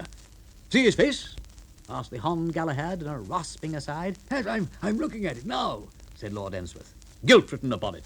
plainly. Agreed Lord Emsworth. The Honourable Galahad, who had folded his arms in a menacing manner, unfolded them and struck the desk a smart blow. Be careful, Parslow. Think before you speak. And when you speak, speak the truth. I may say, by way of a start, that we know all. Oh, Emsworth, explain. What the deuce are you doing here? And what the devil is that old image talking about? Lord Emsworth had been watching his brother with growing admiration.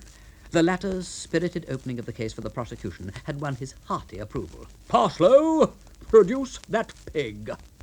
Sir Gregory pushed his eyes back into their sockets a split second before they would have bulged out of his head beyond recovery.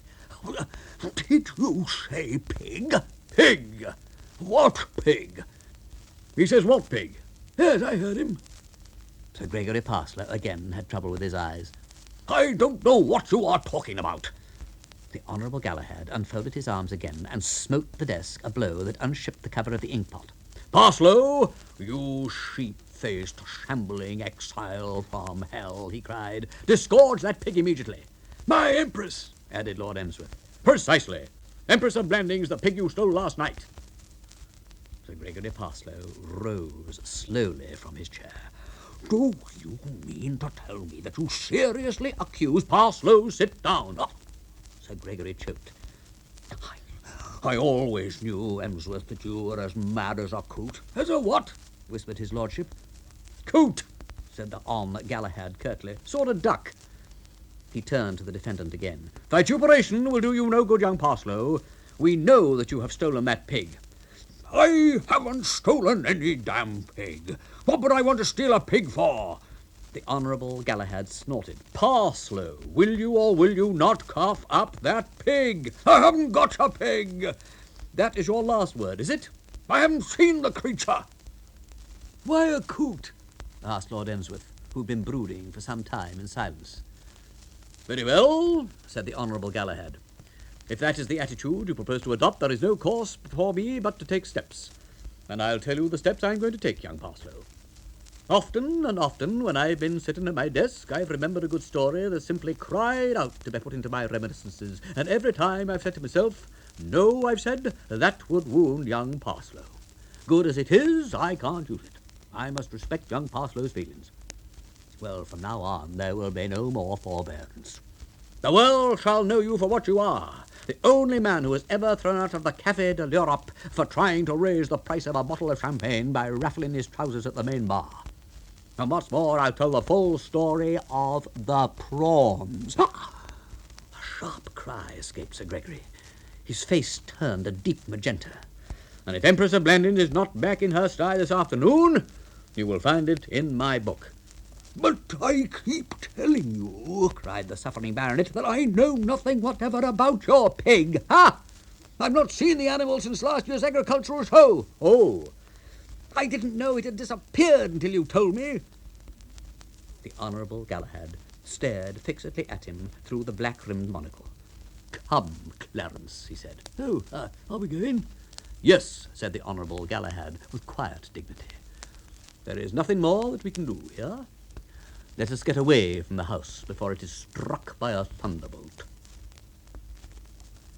That very afternoon, Sir Gregory Parslow sought the offices of the Argus Inquiry Agency. Percy Pilbeam listened attentively to the stout baronet's tale of woe. He is determined to publish this book, Sir Gregory? It's the only object he's got in life, the miserable old fossil. And he's resolved to include the stories? He called on me this morning expressly to tell me so. And I caught the next train to London to put the matter into your hands. Pilbeam scratched his left cheekbone. He said. Well, in the circumstances, I really don't see what is to be done, except, get hold of the manuscript and destroy it, you were about to say? Exactly. That's precisely what I've come to ask you to do for me. Pilbeam opened his mouth, startled. He'd not been about to say anything of the kind. He gazed blankly at the lawless Bart. Steal the manuscript? Only possible way. Well, it's rather a tall order, isn't it, Sir Gregory? Not, replied the baronet ingratiatingly, for a clever young fellow like you. The flattery left Pilbeam cold. His distant, unenthusiastic manner underwent no change. How could I get into the place? Why, couldn't you go there as a butler or something? Percy Pilbeam's only reply to this was a tolerant smile. He raised a pen to scratch his head with it. Scarcely feasible, he said. And again that rather pitying smile flitted across his face. The sight of it brought Sir Gregory to the boil. He felt an irresistible desire to say something to wipe it away. Well, have it your own way, he snapped. But it may interest you to know that to get that manuscript into my possession, I am willing to pay £1,000. It did, as he had foreseen, interest Pilbeam extremely. So much so that in his emotion he jerked the pen wildly, inflicting a nasty scalp wound. A thuff? He stammered. Sir Gregory perceived that he had allowed his sense of the dramatic to carry him away. 500, he said rather quickly. A cheque for 500 the moment the old weasel's manuscript is in my hands. Nature had so arranged it that in no circumstances could Percy Pilbeam's face ever become really beautiful. But at this moment there stole into it an expression which did something to relieve, to a certain extent, its normal unpleasantness. Get into Blandings Castle. Well, of course he could get into Blandings Castle. Until now he'd forgotten the outrageous suggestion of that young idiot whose name escaped him that he should come to Blandings and hunt for lost pigs. Now it all came back to him. And Hugo's parting words, he recalled, had been that if ever he changed his mind, the commission would still be open. I will take the case, Sir Gregory, he said. Huh. You may rely on my being at Blandings Castle by tomorrow evening at the latest. Sir Gregory, he said, the great thing in matters like this is to be prepared with a plan. I have a plan. Oh, said Sir Gregory. When you arrive home, I want you to invite Mr. Galahad Threepwood to dinner tomorrow night. The baronet shook like a jelly. Wrath and amazement fought within him. Ask the man to dinner after what had occurred. As many other of the Blandings Castle party as you think fit, of course, but Mr. Threepwood without fail. Once he is out of the house, my path will be clear. Wrath and amazement died away. The baronet had grasped the idea. The beauty and simplicity of the stratagem stirred his admiration. Mr. Pilbeam, he said with deep feeling, coming to see you was the wisest thing I ever did in my life. Quite, said Percy Pilbeam.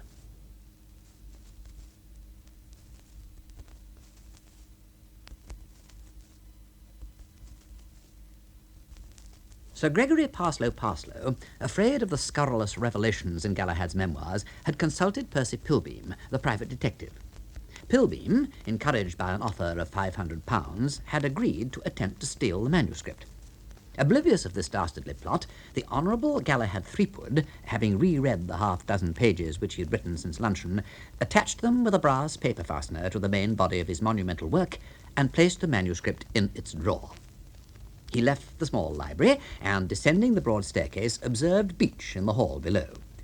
The butler was standing mountainously beside the tea-table, staring in a sort of trance at a plateful of anchovy sandwiches. "Beach," he said, speaking over the banisters. The butler jerked from his reverie, jumped a couple of inches, and shook all over in a manner that was most trying to watch. "I beg your pardon, sir. Why on earth do you spring like that when anyone speaks to you? I've noticed it before. He leaps," he said complainingly to his niece Millicent, who now came down the stairs in slow, listless steps. "When addressed, he quivers like a harpooned whale." "Oh," said Millicent dully. She dropped into a chair and picked up a book. She looked like something that might have occurred to Ibsen in one of his less frivolous moods. "I'm extremely sorry, Mr. Galahad." "Well, there's no use being sorry. Thing is not to do it. If you're practising for the shimmy for the servants' ball, be advised by an old friend and give it up. You haven't the build." "I think I may have caught a chill, sir." "Well, take a stiff whiskey toddy. Put you right in no time. What's the car doing out there?" "Her ladyship ordered it, sir. I understand that she and Mr. Baxter are going to Market Blandings to meet the train arriving at 4:40. "Oh, somebody expected?" "The American lady, sir, Miss Schoonmaker." "Oh, yes, of course, I remember, yes. She arrives today, does she?" "Yes, sir." The Hon. Galahad mused. "Schoonmaker. I used to know old Johnny Schoonmaker well, a great fella. Mixed the finest mint juleps in America. Ever tasted a mint julep, Beach? Not to my recollection, sir. The butler passed from the hall with heavy, haunted steps, and the Honourable Galahad turned to his niece. What's that book you're reading? It belongs to Aunt Constance. Millicent glanced wanly at the cover. It seems to be about theosophy. Theosophy? Fancy a young girl in the springtime of life. What the devil has happened to everybody in this house? Some excuse, perhaps, for Clarence. If you admit the possibility of a sane man getting attached to a beastly pig, he has a right to be upset. But what's wrong with all the rest of you? Ronald goes about behaving like a bereaved tomato. Beach springs up and down when you speak to him. And that young fellow Carmody. I am not interested in Mr. Carmody. There are mysteries afoot in this house, said the Honourable Galahad, and I don't like 'em. In my young days, a girl of your age would have been upstairs making an apple pie bed for somebody instead of lolling on chairs reading books about theosophy. Snorting once more, the Honourable Galahad disappeared towards the smoking room. In the hall, he encountered his brother Clarence, and there was in Lord Emsworth's bearing so strange a gaiety that he stood transfixed. It seemed to the Honourable Galahad years since he'd seen anyone looking cheerful at Blandings Castle. Good God, Clarence, what's happened? What, my dear fellow? You're wreathed in smiles, dash it, and skipping like the high hills. Found that pig under the drawing-room sofa or something? Lord Emsworth beamed. I have had the most cheering piece of news, Galahad. That detective, the one I sent young Carmody to see, the Argus man, you know, he's come after all. He drove down in his car and is at this moment in Market Blandings at the Emsworth Arms. He rang up to ask if I still required his services. Well, you don't. Certainly I do, Galahad. I consider his presence vital. He can't tell you any more than you already know. There's only one man who can have stolen that pig, and that's young Parslow. Precisely, yes. Yeah, quite true. This man will be able to collect evidence and bring the thing home bring it home. He has a trained mind. I consider it most important that the case should be in the hands of a man with a trained mind. He's having what he describes as a bit of a snack at the Emsworth Arms. When he's finished, he will drive over. I'm delighted. Constance, my dear. Lady Constance Keble, attended by the efficient Baxter, had appeared at the foot of the stairs. His lordship eyed her warily. Constance, my dear, a friend of mine is arriving this evening to spend a few days. I forgot to tell you. Well, we have plenty of room for him, replied Lady Constance with surprising amiability. There's something I forgot to tell you, too. We are dining at Matchingham tonight. Matchingham? With whom? Sir Gregory, of course. Who else do you suppose it could be? What? I had a note from him after luncheon. It is short notice, of course, but that doesn't matter in the country. He took it for granted that we would not be engaged. Constance! Lord Emsworth swelled slightly. Constance, I will not. Dash it, I will not dine with that man. And that's final. Lady Constance smiled, a sort of lion-tamer's smile. She had foreseen a reaction of this kind. Please do not be absurd, Clarence. I have already accepted for you Galahad, myself, and Millicent. Indeed. And what about my friend arriving this evening? He can look after himself for a few hours, I should imagine. That abominable rudeness, you think it. I invite my friend Pilbeam here to pay us a visit, and the moment he arrives, we meet him at the front door, dash it, and say, there you are, Pilbeam. Well, amuse yourself, Pilbeam, we are off. And this Miss American girl, what'll she think? Did you say Pilbeam? Asked the Hon. Galahad. It is no use talking, Clarence. Dinner is at 8. Once and for all, I tell you. At this moment, an unexpected ally took the arena on Lady Constance's side. Of course we must go, Clarence, said the Hon. Galahad, and Lord Emsworth, spinning round to face this flank attack, was surprised to see a swift, meaning wink come and go on his brother's face. Nothing gained by having unpleasantness with your neighbours in the country never pays. Exactly, said Lady Constance, a little dazed at finding this Saul among the prophets, but glad of the helping hand. And young Parslow, not such a bad chap, Clarence. Lots of good in Parslow. We shall have a pleasant evening. I am relieved to find that you, at any rate, have sense, Galahad, said Lady Constance handsomely. Come, Mr. Baxter, we shall be late. The sound of the car's engine had died away before Lord Emsworth's feelings found relief in speech. Galahad, my dear fellow. It's all right, Clarence, my boy. I know what I'm doing. I have the situation well in hand. Dine with Parslow after what has occurred? It's impossible. Why on earth the man's inviting us, I can't understand.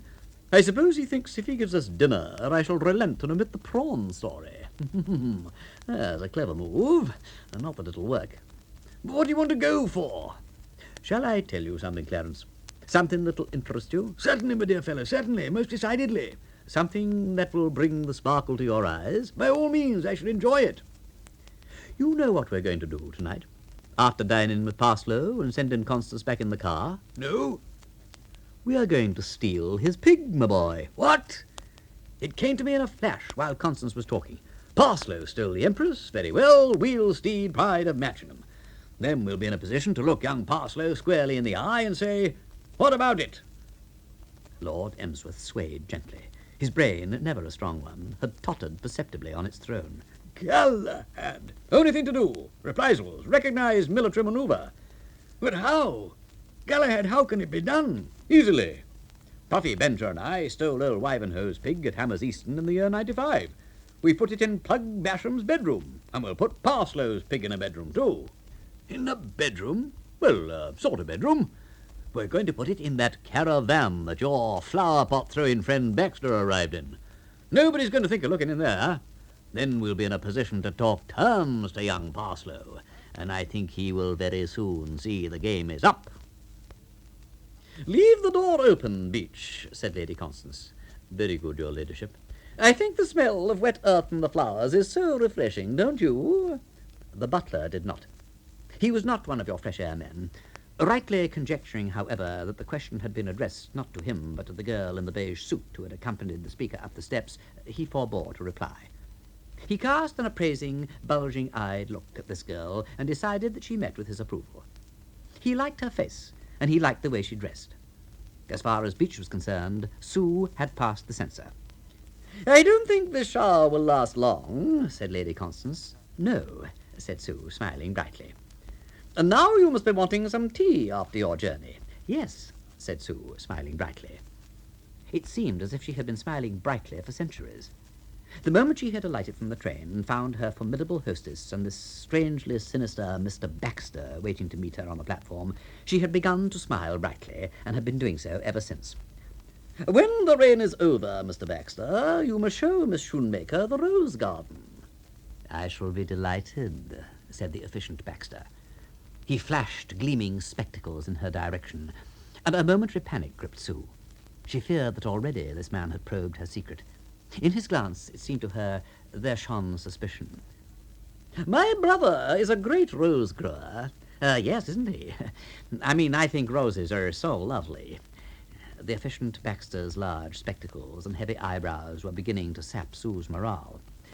How nice and old everything is here, she went on hurriedly. What's that funny-looking gargoyle thing over there? What she actually referred to was a Japanese mask which hung from the wall, and it was unfortunate that the Honourable Galahad should have chosen this moment to come out of the smoking room. My brother Galahad, said Lady Constance.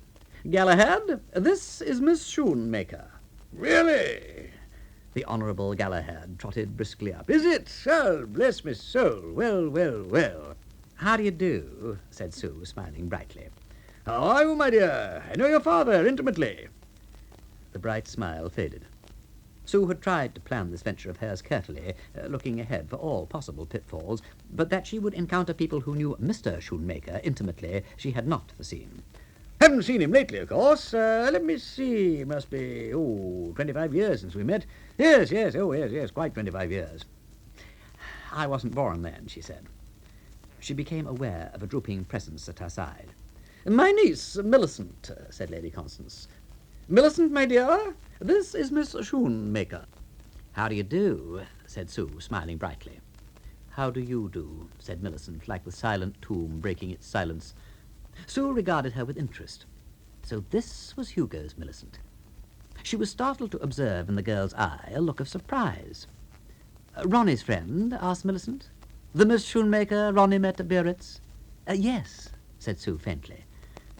But I had the impression that you were very tall. I'm sure Ronnie told me so.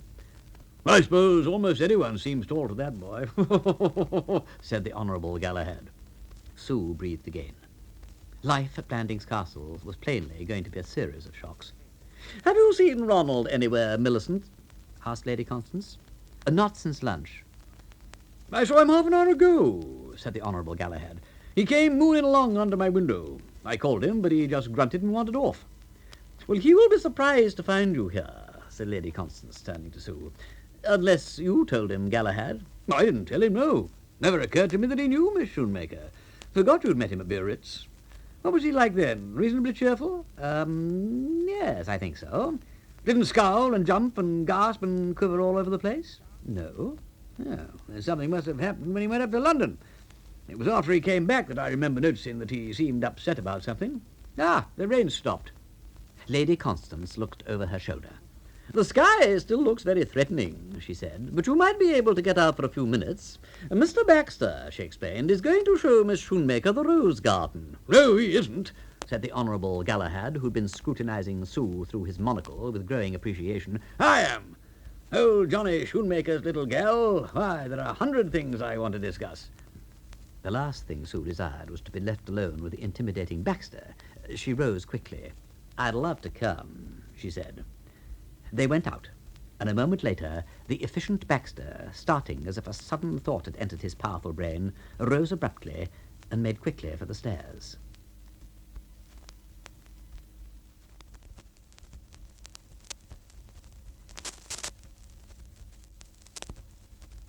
Sue Brown had come to Blandings impersonating the American heiress, Miss Shoemaker. She had been welcomed by Lady Constance and was now being taken round the rose garden by the Honourable Galahad, who told her that he'd known her father, old Johnny Shoemaker, 25 years ago. Well, that's what it is, you see, he said as they emerged, waving a hand vaguely. Roses and, roses, all that sort of thing. You get the idea? And now, if you don't mind, I ought to be getting back. It slipped my mind, but I'm expecting a man to call to see me at any moment on some rather important business. Sue was glad of the opportunity of being left alone. Besides, Ronnie was somewhere out in those grounds. At any moment, if she went wandering through them, she might come upon him. And then she told herself all would be well. Her companion, she found, was still talking. He wants to see me about a play. This book of mine is going to make a stir, you see, and he thinks that if he can get me to put my name to the play... Sue's thoughts wandered again. She gathered that the caller he was expecting had to do with the theatrical industry, and wondered for a moment if it was anyone she'd ever heard of. She was not sufficiently interested to make inquiries. She was too busy thinking of Ronnie. I shall be quite happy, she said, just wandering by myself. The Hon. Galahad seemed shocked at the idea. Wouldn't dream of leaving you alone. Clarence will look after you, and I shall be back in a few minutes. Hi, Clarence, called the Hon. Galahad. Sue perceived, pottering towards them, a long, stringy man of mild and benevolent aspect. Is that Lord Emsworth? She asked, surprised. Yes. Clarence, this is Miss Shoemaker. His lordship had pottered up and was beaming amiably. Is it indeed? Oh, yes, to be sure. Delighted. How are you? Miss who? Shoemaker. Daughter of my old friend Johnny Shoemaker. You knew she was arriving. Oh, yes. The cloud was passing from what, for want of a better word, must be called Lord Emsworth's mind. Yes, to be sure. I've got to leave you to look after her for a few minutes, Clarence. Certainly. Take her about and show her things. I wouldn't go too far from the house if I were you. There's a storm coming up. Oh, exactly, precisely. Yes, I'll take her about and, show her things. You fond of pigs? Oh, yes, very. Oh, mine's been stolen. Oh, I'm so sorry. Lord Emsworth was visibly pleased at this womanly sympathy. But I now have strong hopes that she may be recovered. The trained mind is everything. What I always say... What it was that Lord Emsworth always said was unfortunately destined to remain unrevealed. For at this moment there came from above, from the direction of the window of the small library, an odd scrambling sound. Something shot through the air, and the next instant there appeared in the middle of a flower bed containing lobelias something that was so manifestly not a lobelia that he stared at it in stunned amazement. Speech wiped from his lips as with a sponge. It was the efficient Baxter. He was on all fours and seemed to be groping about for his spectacles, which had fallen off and got hidden in the undergrowth. It may seem puzzling at first sight when ex-secretaries start falling as the gentle rain from heaven upon the lobelias beneath, but there is always a reason for it. That Baxter did not immediately give a reason was due to the fact that he had a private and personal motive for not doing so. We have called Rupert Baxter efficient, and efficient he was. It had been with him the work of a moment to perceive, directly the Honourable Galahad had left the house with Sue, that here was his chance of popping upstairs, nipping into the small library, and abstracting the manuscript of the reminiscences. Having popped and nipped as planned, he was in the very act of searching the desk when the sound of footsteps outside froze him from his spectacles to the soles of his feet. The next moment, fingers began to turn the door handle. With one masterful, lightning-like flash of clear thinking, he took in the situation and saw the only possible way out. The window was at his elbow, so he jumped out of it. All these things Baxter could have explained in a few words. Refraining from doing so, he rose to his feet and began to brush the mould from his knees. Baxter! What on earth? The ex-secretary found the gaze of his late employer trying to nerves which had been considerably shaken by his fall. I overbalanced, he said curtly. Overbalanced? Slipped. Slipped? Yes, slipped. How? Where? I was leaning out of the library window. I think I'll go indoors and wash my hands, he said. And your face, suggested the Hon. Galahad. My face also, said Rupert Baxter coldly. He started to move round the angle of the house, but long before he'd got out of hearing, Lord Emsworth's high and penetrating tenor was dealing with the situation. Mad as a coot, he said. With flushed ears and glowing spectacles, the efficient Baxter passed on his way. Lord Emsworth continued to gaze at the spot where his late secretary had passed from sight. Mad as a coot, he repeated. Madder, said the Hon. Galahad. Upon my word, I think he's actually worse than he was 2 years ago. Then at least he never fell out of windows. Why on earth do you have the fella here? It's Constance, my dear Galahad. You know what she is. She insisted on inviting him. Well, if you take my advice, you will hide the flower pots. One of the things this fella does when he gets these attacks, explained the Hon. Galahad, taking Sue into the family confidence, is to go about hurling flower pots at people. Really? I assure you. Ah, looking for me, Beach? The careworn figure of the butler had appeared. Yes, sir. The gentleman has arrived, Mr. Galahad. I looked in the small library, thinking you might possibly be there, but you were not. No, I was out here. Yes, sir. That's why you couldn't find me. Show him up to the small library, Beach, and tell him I'll be with him in a moment. Very good, sir. The Hon. Galahad's temporary delay in going to see his visitor was due to his desire to linger long enough to tell Sue what every girl ought to know about the efficient Baxter. Never let yourself be alone with that fella in a deserted spot, my dear, he counselled. If he suggests a walk in the woods, call for help. Been off his head for years. Look after Miss Shoemaker, Clarence. I shan't be long. Lord Emsworth had little experience in the art of providing diversion for young girls. Well, perhaps you'd care to see the rose garden. He hesitated. I should love to, said Sue. Fond of roses? Tremendously. Lord Emsworth found himself warming to this girl. He seemed dimly to recall something his sister Constance had said about her, something about wishing that her nephew Ronald would settle down with some nice girl with money, like that Miss Shoemaker whom Julia had met in Biarritz. Feeling so kindly towards her, it occurred to him that a word in season, opening her eyes to his nephew's true character, might prevent the girl making a mistake which she would regret forever when it was too late. Think you know my nephew Ronald? Yes. That boy's an ass, he said. Why? Said Sue sharply. Why? His lordship considered the point. Well, heredity, probably, I should say. His father, old Miles Fish, was the biggest fool in the Brigade of Guards. The boy bounces tennis balls on pigs. Does what? I saw him with my own eyes. He bounced a tennis ball on the Empress of Blandings, and not once but repeatedly. They left the rose garden and began to walk back to the lawn. Aggravating boy, he said. Most aggravating. Always up to something or other. Something about Ronald reminds me very much of Galahad at the same age. Oh, I don't agree with you, Lord Emsworth. And you never knew my brother Galahad as a young man, his lordship pointed out cleverly. What is the name of that hill over there? Asked Sue, in a cold voice, changing the unpleasant subject. That hill? Oh, that one. It's called the Wrekin. Oh, said Sue. Yes, said Lord Emsworth. Ah, said Sue. Lord Emsworth was finding his companion unresponsive. His stream of prattle slackened and died away. He began to wonder how he was to escape from a girl who, though undeniably pleasing to the eye, was proving singularly difficult to talk to. Raking the horizon in search of aid, he perceived Beach approaching, a silver salver in his hand. The salver had a card on it and an envelope. For me, Beach? The card, your lordship. The gentleman is in the hall. Lord Emsworth breathed a sigh of relief. You will excuse me, my dear. It's most important that I should see this fellow immediately. He bustled away, glad to go, and Sue became conscious of the salver thrust deferentially towards her. For you, miss. For me? Yes, miss, moaned Beach, like a winter wind wailing through the dead trees. He inclined his head somberly and was gone. Sue tore open the envelope. For one breathtaking instant, she thought it might be from Ronnie. But the writing was not Ronnie's familiar scrawl.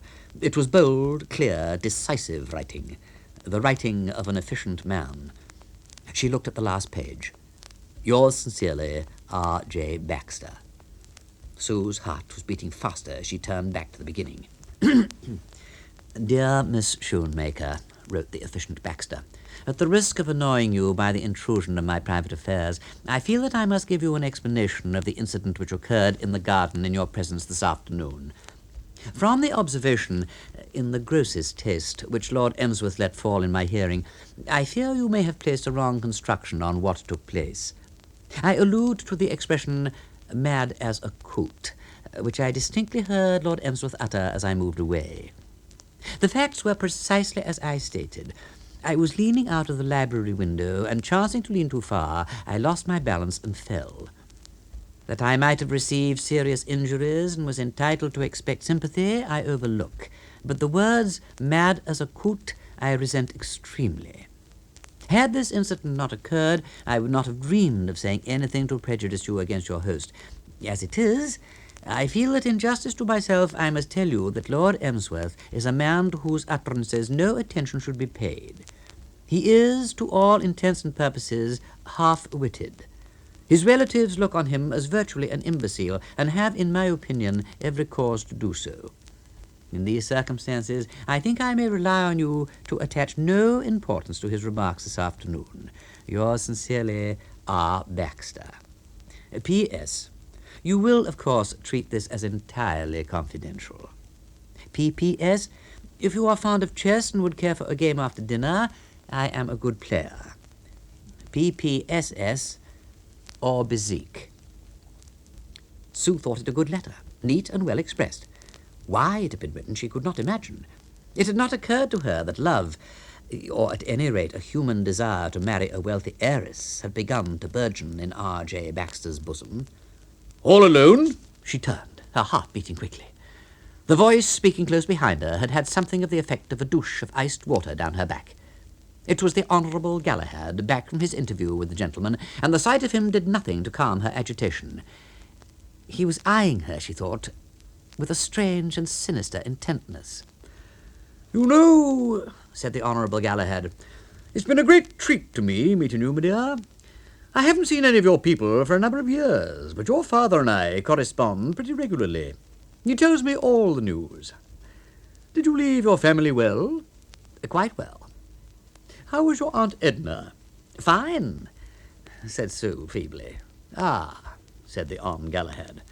Then your father must have been mistaken when he told me she was dead. But perhaps you thought I meant your Aunt Edith. Yes, said Sue gratefully. She's all right, I hope? Oh, yes. What a lovely woman. Yes. You mean she still is? Oh, yes. Oh, remarkable. She must be well over 70 by now. No doubt you mean beautiful, considering she's over 70. Yes. Pretty active? Oh, yes. When did you last see her? Oh, just before I sailed. And you say she's active. Curious. I heard 2 years ago that she was paralyzed. I suppose you mean active for a paralytic. The little puckers at the corner of his eyes deepened into wrinkles. He smiled genially. Confide in me, Miss Brown, he said. What's the game?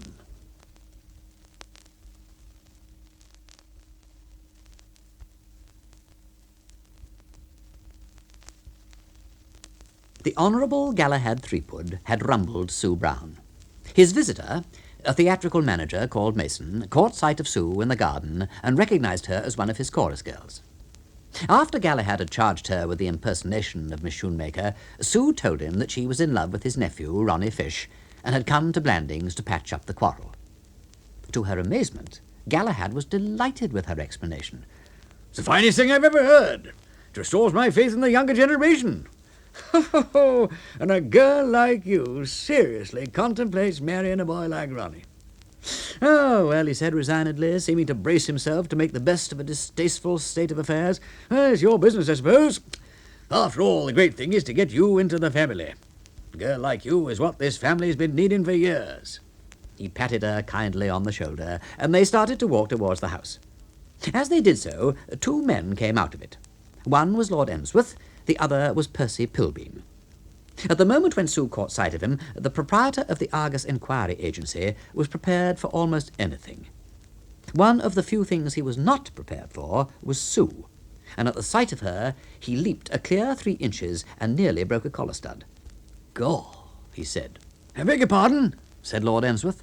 The lightest utterance of a detective with a trained mind is something not to be missed. What did you say, my dear fellow? He, too, perceived Sue, and with a prodigious effort of memory recalled her name. Mr. Pilbeam, Miss Shoemaker, he said. Galahad, this is Mr. Pilbeam, of the Argus, you remember? Pilbeam?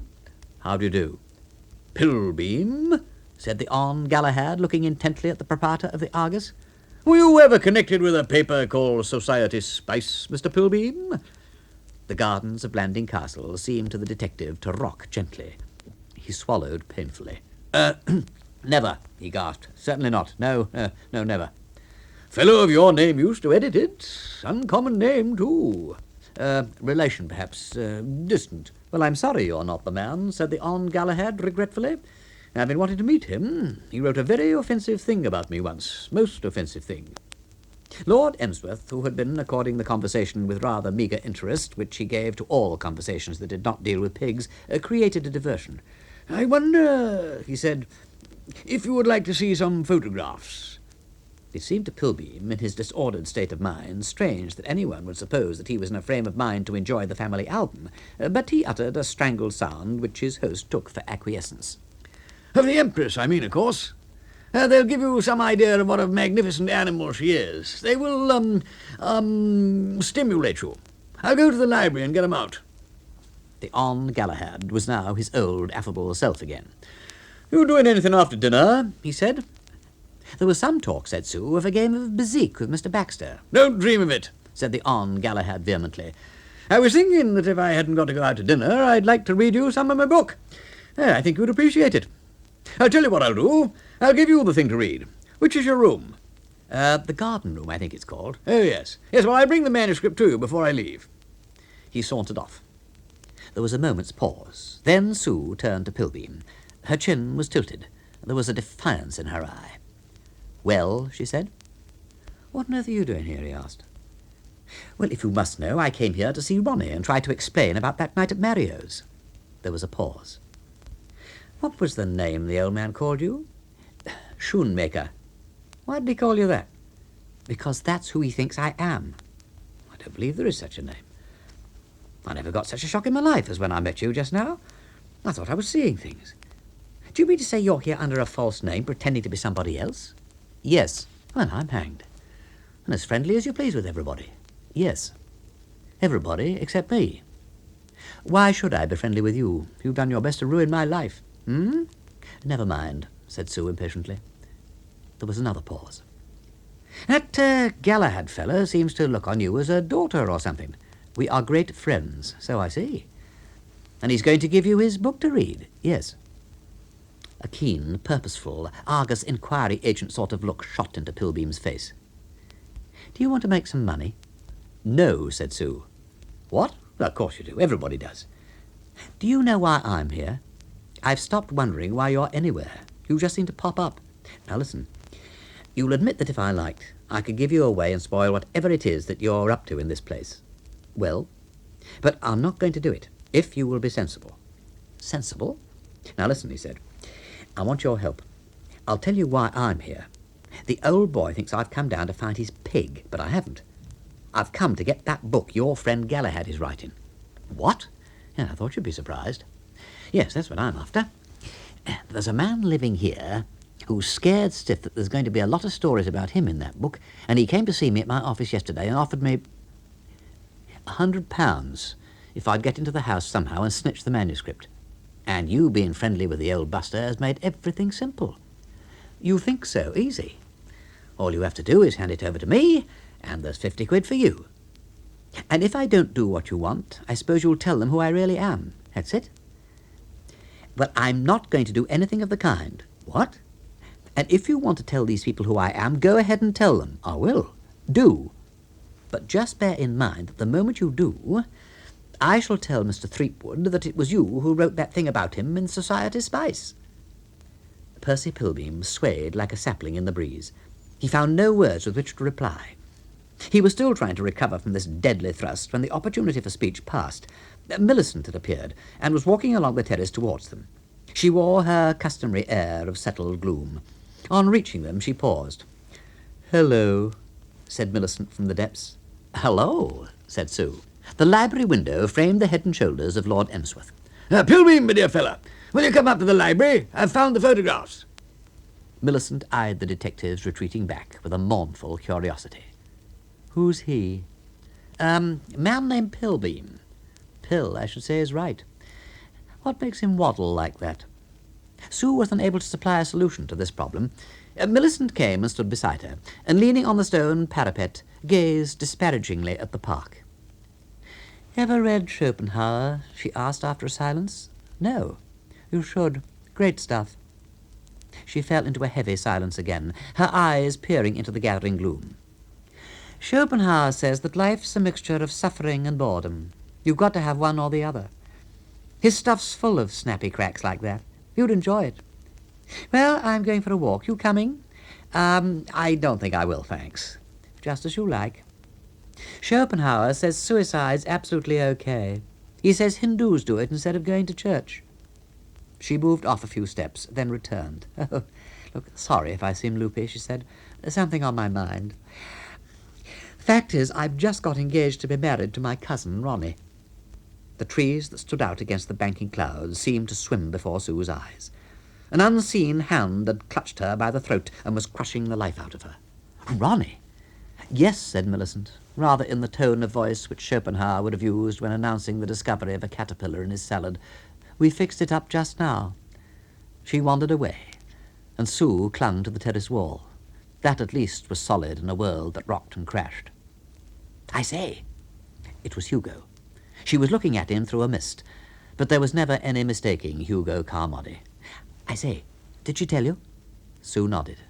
She's engaged. Sue nodded. She's going to marry Ronnie. Sue nodded. Death, where is thy sting? Said Hugo, and vanished in the direction taken by Millicent. The firm and dignified note in which Rupert Baxter had expressed his considered opinion of the Earl of Emsworth had been written in the morning room immediately upon the ex-secretary's return to the house and delivered into Beech's charge with hands still stained with garden mould. Only when his urgent task had been performed did he start to go upstairs in quest of the wash and brush up which he so greatly needed. He was mounting the stairs to his bedroom and had reached the first floor when a door opened and his progress was arrested by what in a lesser woman would have been a yelp.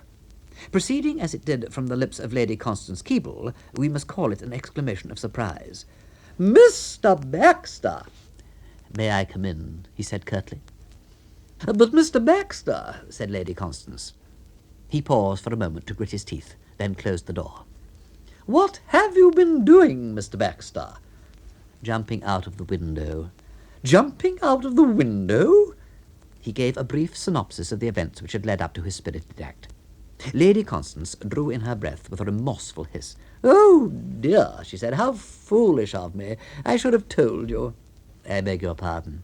"Sir Gregory Parslow said in his note," she explained, "that this man Pilbeam is acting for him."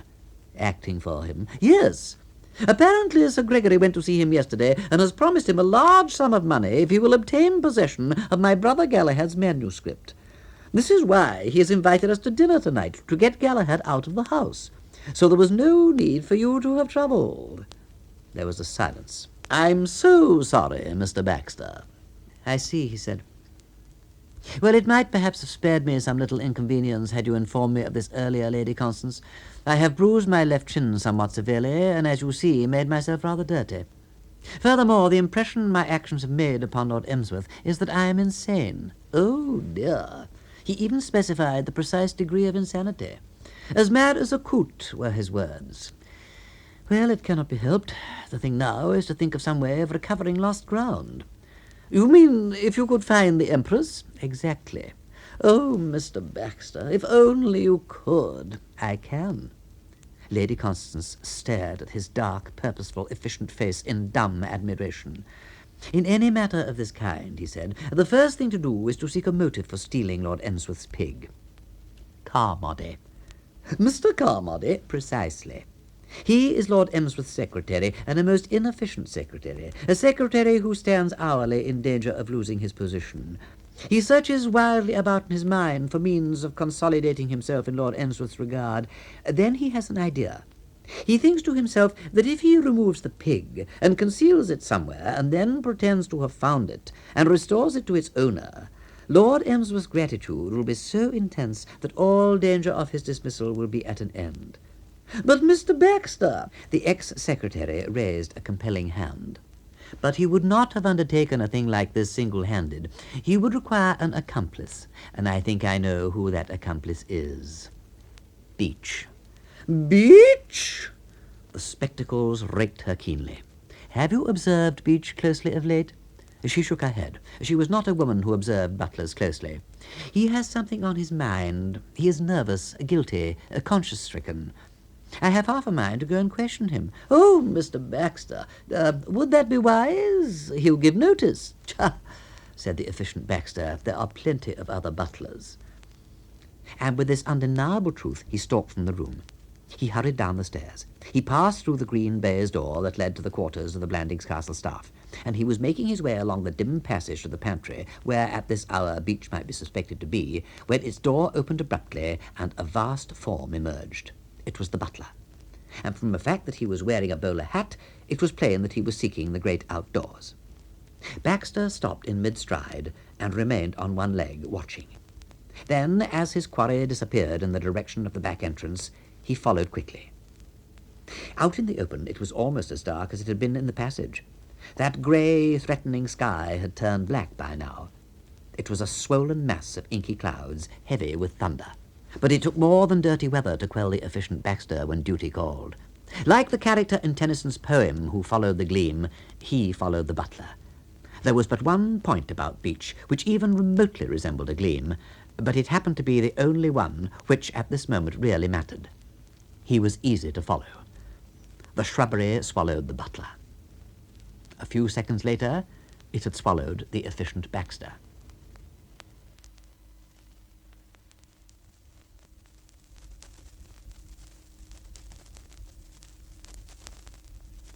With the rain pouring down on him, Hugo Carmody trudged through the West Wood, pondering miserably on the fact that Millicent was engaged to Ronnie. A flash of lightning reminded him that he was in just the kind of place among all those trees where blokes get struck. Also, he was forced to reflect, he was getting dashed wet. At this point, he observed a cottage sort of place. Ho for the cottage, thought Hugo, and headed for it at a gallop. He just reached the door when it was flung open. There was a noise rather like that made by a rising pheasant, and the next moment something white had flung itself into his arms and was weeping emotionally on his chest. "Hugo! Hugo, darling!" Reason told Hugo it could scarcely be Millicent who was clinging to him like this and speaking to him like this, and yet Millicent it most certainly appeared to be.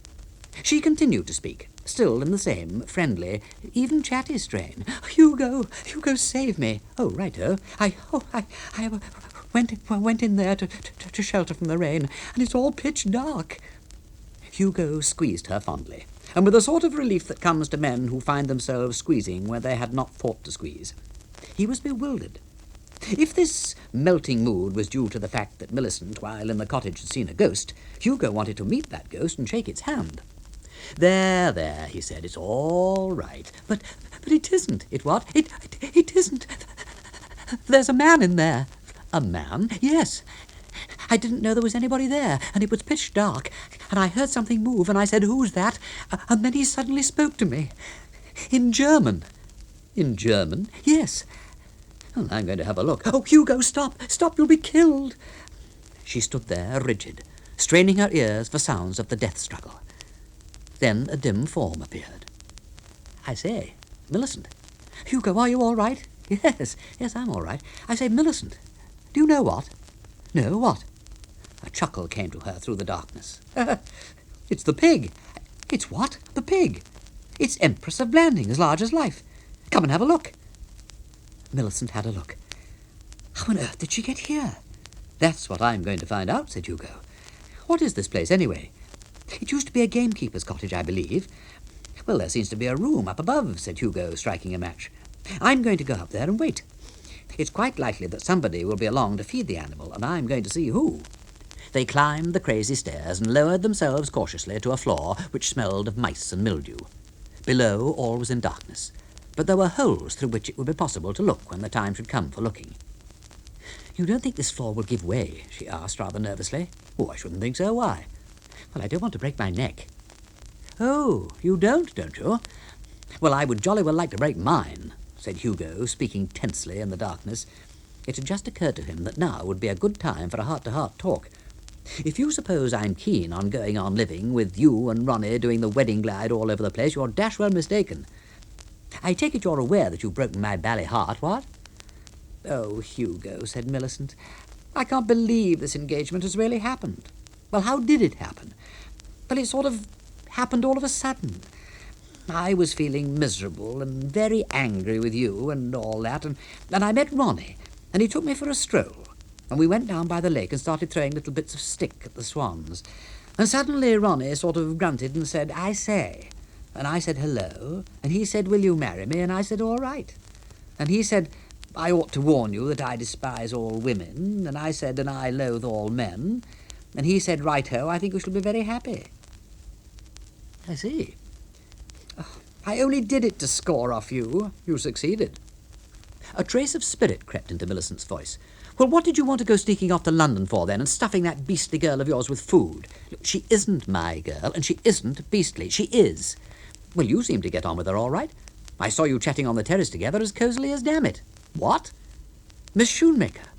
"I do not know what you are talking about. What's Miss Schoonmaker got to do with it?" "Miss Schoonmaker isn't Miss Schoonmaker. She's Sue Brown." Millicent gasped. "She's followed you down here?" "She hasn't followed me down here. She's followed Ronnie down here." "Can't you get it into your nut?" said Hugo with justifiable exasperation. "Sue Brown has never cared a curse for me, and I've never thought anything about her, except that she's a jolly girl and nice to dance with. If you brought me Sue Brown or any other girl in the world on a plate with watercress round her, I wouldn't so much as touch her hand." A rat had begun to make its presence felt in the darkness. It seemed to be enjoying an early dinner off a piece of wood. Millicent did not even notice it. She had reached out, and her hand had touched Hugo's arm. Her finger closed on it desperately. "Oh, Hugo," she said.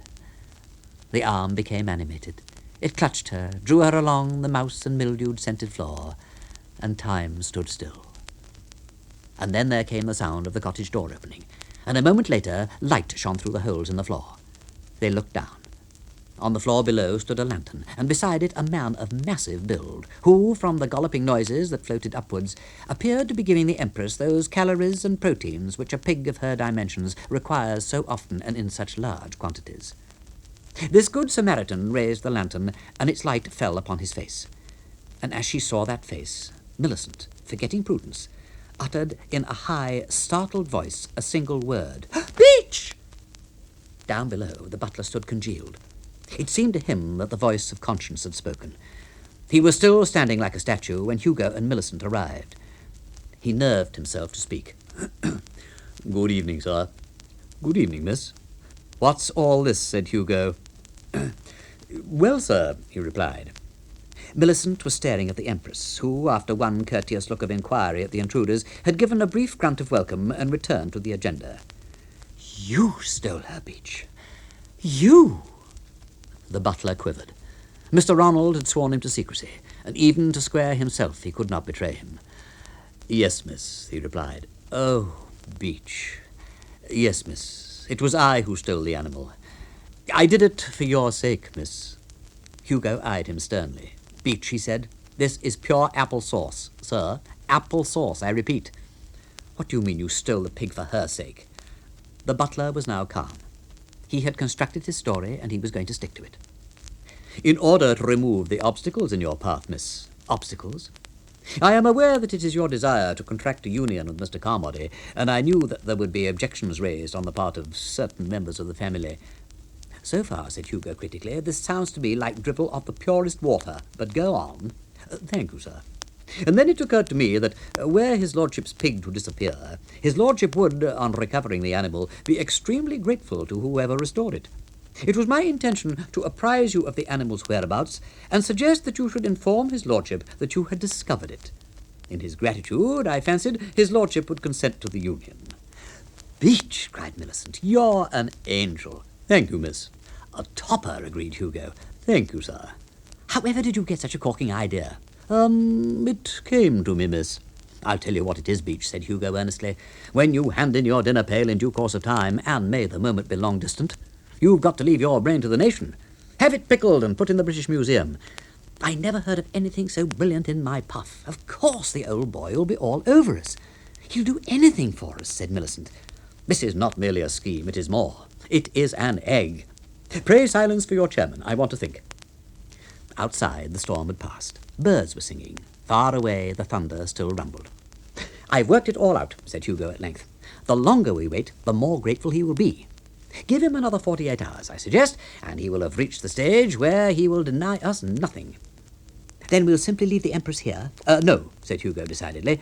This place doesn't strike me as safe. We require a new safe deposit, and I know the very one. It's... Beach came out of the silence. His manner betrayed agitation.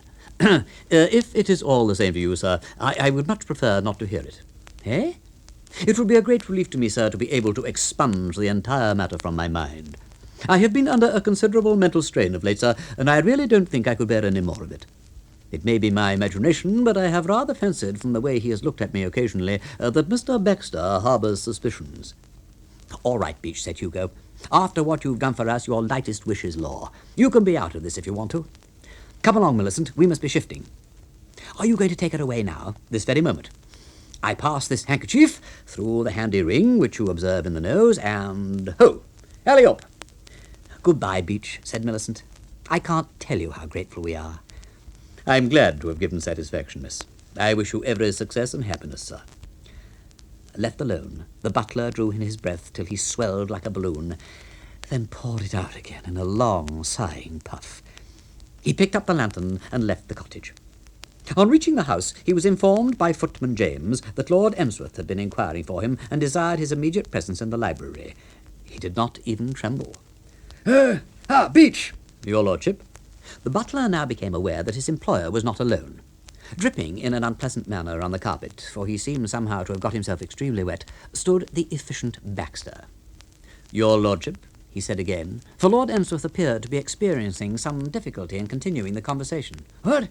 Oh, yes, I sent for you, Beach. Yes, your lordship. Beach, I sent for you because Mr. Baxter has made a remarkable charge against you. Most extraordinary. I should be glad to be acquainted with the gravamen of the accusation, your lordship. The what? If your lordship would be kind enough to inform me of the substance of Mr. Baxter's charge. Oh, the substance. Oh, yes, you mean the substance. Precisely. Quite so, the substance. Yes, to be sure. Quite so. Yes, exactly. No doubt. It was plain to the butler that his employer had begun to dodder.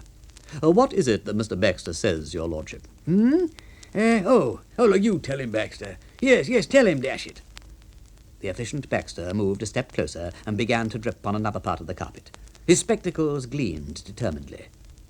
I followed you to the gamekeeper's cottage in the West Wood just now, Beach. Sir? You heard what I said. Undoubtedly, sir. But I fancied I must be mistaken. I have not been to the spot you mentioned, sir. I saw you with my own eyes. I can only repeat my asseveration, sir, said the butler with a saintly meekness. He says he peeped through the window, dash it. Beach raised a respectful eyebrow. And you were in there, he says, feeding the Empress. I beg your pardon, your lordship, but I really fail to comprehend. Well, if you want it in a nutshell, Mr. Baxter says it was you who stole my pig.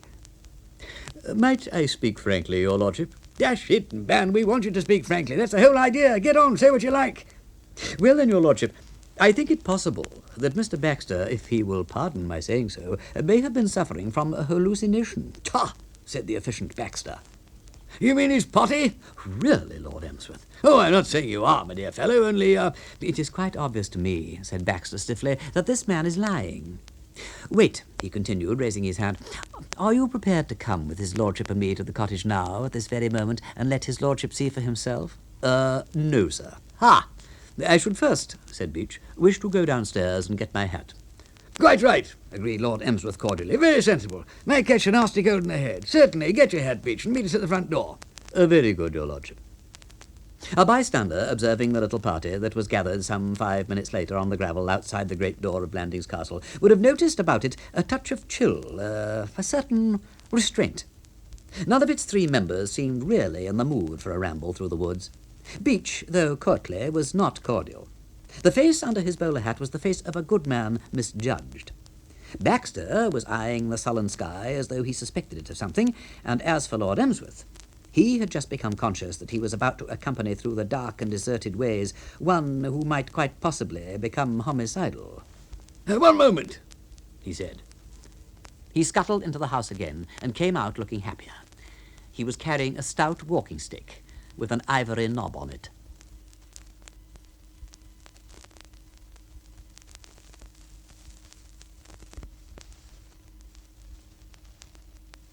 Blandings Castle basked in the afterglow of a golden summer evening.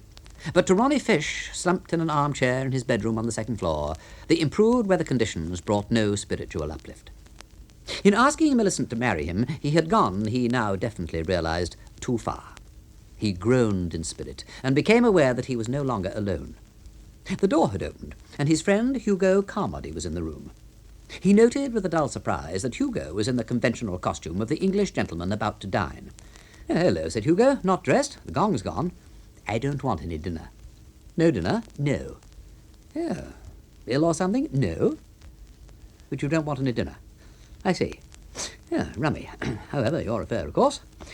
It begins to look as if I should have to don the nose bag alone. Beach tells me that Baxter also will be absent from the trough.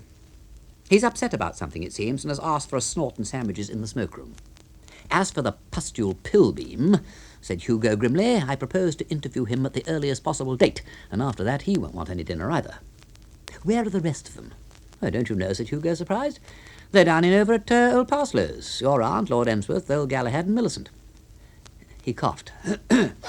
A moment of slight embarrassment impended. I say, Ronnie, old man, while on the subject of Millicent, well, you know that engagement of yours, what about it? It's off. Off? Right off, a washout. She's changed her mind. What? Yes, she's going to marry me. She asked me to break it to you gently that in the circs she proposes to return you to store. A thrill of ecstasy shot through Ronnie. He felt as men on the scaffold feel when the messenger bounds in with a reprieve. Well, that's the first bit of good news I've had for a long time, he said. You mean you didn't want to marry Millicent? Well, of course I didn't. Look, not so much of the of course, laddie, said Hugo, offended. Well, I mean, she's an awfully nice gal, an angel, Shropshire's leading seraph. But I'm not in love with her any more than she's in love with me. Well, in that case, said Hugo, with justifiable censure, why propose to her? A goofy proceeding, it seems to me. And now, I suppose, you've fixed up again with Sue. I haven't. You haven't, said Hugo, damped. That Ronnie could possibly be in ignorance of Sue's arrival at the castle never occurred to him. Long ere this, he took it for granted they must have met. I think you're being very hard on that poor little girl, Ronnie. Look, don't call her poor little girl. Look, I will call her a poor little girl, said Hugo firmly. And I must say I should have thought I don't want to talk about her. After doing what she's done, I don't want to talk about her, I tell you. Hugo sighed. He gave it up. The situation was what they call an impasse. Too bad. His best friend and a dear little girl like that parted forever. Well, I'll be pushing off. I'm late. Sure you won't come down to dinner? Then I'll be going. It is imperative that I get hold of Pillbeam with all possible speed. Don't want the sun to go down on my wrath. All has ended happily in spite of him, but that's no reason why he shouldn't be massacred. I look on myself as a man with a public duty." For some minutes after the door had closed, Ronnie remained humped in the chair. Then, in spite of everything, there began to creep upon him a desire for food too strong to be resisted. Fond as he was of Hugo, he simply could not stand his conversation tonight. A chop at the Emsworth Arms would meet the case. He rose. His mind, as he moved to the door, was not entirely occupied with thoughts of food. Hugo's parting words had turned it in the direction of Pilbeam again. Pilbeam, the cause of all his troubles. Pilbeam, the snake in the grass. Pilbeam, yes. His heart might be broken, his life a wreck, but he could still enjoy the faint consolation of dealing faithfully with Pilbeam. He went out into the corridor, and as he did so, Percy Pilbeam came out of the room opposite. Pilbeam had dressed for dinner with considerable care. Owing to the fact that Lord Emsworth, in his woolen-headed way, had completely forgotten to inform him of the exodus to Matchingham Hall, he was expecting to meet a gay and glittering company at the meal, and had prepared himself accordingly. Looking at the result in the mirror, he had felt a glow of contentment. This glow was still warming him as he passed into the corridor. As his eyes fell on Ronnie, it faded abruptly. He was a man who found no pleasure in physical violence, and that physical violence threatened now was only too sickeningly plain. Reaching behind him for the handle, and twisting it sharply, he slipped through the door of his bedroom, banged it, and was gone. A rasping cry proceeded from Ronnie Fish, witnessing this masterly withdrawal. For an instant he was completely taken aback. Then he plunged for the door and plunged into the room. He stood baffled. Pilbeam had vanished. To Ronnie's astonished eyes, the apartment appeared entirely free from detectives in any shape or form whatsoever. How long this miracle would have continued to afflict him, one cannot say. His mind was still dealing dazedly with it when there came to his ears a sharp click, as of a key being turned in the lock. It seemed to proceed from a hanging cupboard at the other side of the room. Springing forward, he tugged at the handle of the cupboard door. The door stood fast. At the same moment, there filtered through it the sound of muffled breathing. "Come out of that!" The breathing stopped. "All right," said Ronnie, with a hideous calm. "Right, jolly ho! I can wait." For some moments there was silence. Then, from the beyond, a voice spoke in reply. "Be reasonable." "Reasonable?" said Ronnie thickly. "Come out. I only want to pull your head off." The voice became conciliatory. "I know what you're upset about," it said. "Oh, you do, eh? Yes, I quite understand, but look, I can explain everything." "What?" "I say I can explain everything." "You can you?" "About that night at Mario's, I mean. I know exactly how it is. You think Miss Brown is fond of me. I give you my solemn word she can't stand the sight of me. She told me so herself." The voice became plaintive. "I tell you, she never set eyes on me before that night at Mario's. She was dining with that fella Carmichael, and he went out and I came over and introduced myself. No harm in that, was there?" Pilbeam began to fear asphyxiation. The air inside the cupboard was growing closer. Peril lent him the inspiration which it so often does. "Look here," he said, "are you Ronnie?" Ronnie turned pinker. "I don't want any of your dashed cheek. No, but listen, is your name Ronnie? Because if it is," said Pilbeam, "you're the fella she's come here to see." More silence. "Look, she told me so in the garden this evening. She came here calling herself Miss Shoemaker or some such name, just to see you. That ought to show you that I'm not the man she's keen on." "What's that?" Pilbeam repeated his remark. "Come out," said Ronnie. "That's all very well, but come out. I want to talk to you. You are talking to me. Look, I don't want to bellow through this door. Come on out. I swear I won't touch you." Pilbeam emerged. His hair was rumpled, and he regarded his companion warily. But the word of the Fishes held good. As far as Ronnie was concerned, the war appeared to be over. "What did you say? She's here?" "Certainly. She got here just before I did. Haven't you seen her?" "No." "Well, she's here. She's in the room they call the garden room. I heard her tell that old bird Galahad so." "And she said she'd come here to see me?" "Yes, to explain about that night at Mario's. And what I say," proceeded Pilbeam warmly, "is if a girl didn't love a fellow, would she come to a place like this calling herself Miss Shoebread or something simply to see him? I ask you," said Pilbeam. Ronnie did not answer. Turning without a word, he shot out of the door as quickly as Percy Pilbeam a short while ago had shot in. and Percy Pilbeam, with a deep sigh, went to the dressing-table, took up the brush, and started to restore his hair to a state fit for the eyes of the nobility and gentry. This done, he smoothed his moustache and went downstairs to the drawing-room. The drawing-room was empty, and to Pilbeam's surprise it continued to be empty for quite a considerable time. The door at last opened, and Beach entered. "A cocktail, sir? Thanks." He accepted a brimming glass. He drank, and instantaneously, all through his system, beacon fires seemed to burst into being. He drained the glass. His whole outlook on life was now magically different. Quite suddenly he had begun to feel equal to a dozen butlers, however glazed their eyes might be. "Nice evening." "Yes, sir." "Nice after the storm." "Yes, sir." "Came down a bit, didn't it?" "The rain was undoubtedly extremely heavy, sir." "Another cocktail?" "Thanks." The relighting of the beacons had the effect of removing from Pilbeam the last trace of diffidence and shyness. He saw now that he had been entirely mistaken in this butler. "By the way, in strict confidence, what's your name?" "Beach, sir." "In strict confidence, Beach, I know something about that pig." "Indeed, sir?" "Yes. Yes, I went for a walk in the park, and the rain came on, and, I got pretty wet. In fact, I don't mind telling you, I had to get under cover and take my trousers off to dry." He laughed merrily. "Another cocktail, sir?" "Making 3 in all?" "Yes, sir." "Perhaps you're right," said Pilbeam. For some moments he sat pensive and distrait. Then his idly floating thoughts drifted back to the mystery which had been vexing him before this delightful butler's entry.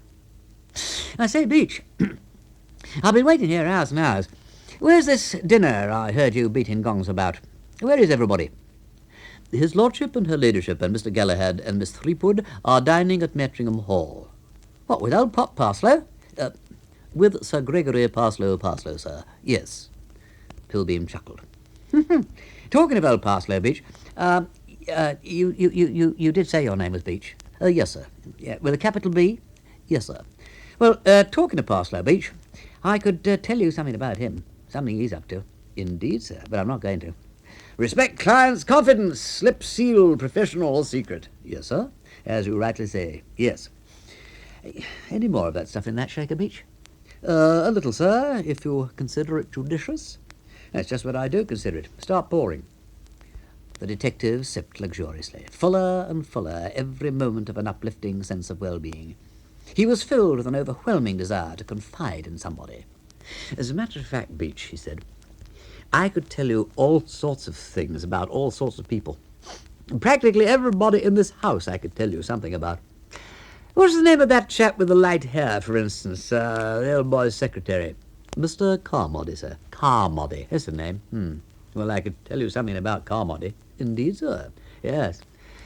I saw Carmody this afternoon when Carmody didn't see me." "Indeed, sir?" "Yes." "Where is Carmody?" "I imagine he will be down shortly, sir. Mr. Ronald also." "Ronald?" Pilbeam drew in his breath sharply. "There's a tough baby, Beach. Oh, that Ronnie. Do you know what he wanted to do just now? Murder me. And do you know why he wanted to murder me, Beach?" "I couldn't say, sir." "Well, of course you couldn't. How could you? You don't know." "That's why I'm telling you. Well, now listen. He is in love with a girl in the chorus at the Regal, a girl named Sue Brown, and he thought I had been taking her out to dinner. That is why he wanted to murder me, Beach." "Indeed, sir?" The butler spoke calmly, but he was deeply stirred. He had always flattered himself that the inmates of Blandings Castle kept few secrets from him, but this was something new. "Yes, I had the dickens of a job holding him off, I can tell you. Do you know what saved me, Beach?" "No, sir." "Presence of mind. I put it to him, I put it to Ronnie, as a reasonable man. If this girl loved me, would she have come to this place pretending to be Miss Shoemaker, simply so as to see him?" "Sir?" "Yes. That's who Miss Shoemaker is, Beach. She is a chorus girl called Sue Brown, and she's come here to see Ronnie." Beach stood transfixed. His eyes swelled bulbously from their sockets. He was incapable of even an "indeed, sir." He was still endeavouring to assimilate this extraordinary revelation when Hugo Carmody entered the room. "Ah," said Hugo, his eye falling on Pilbeam. "Leave us, Beach," he said, in a grave, deep voice. The butler came out of his trance. "Sir?" Pop off. Very good, sir. The door closed. I've been looking for you, viper, said Hugo.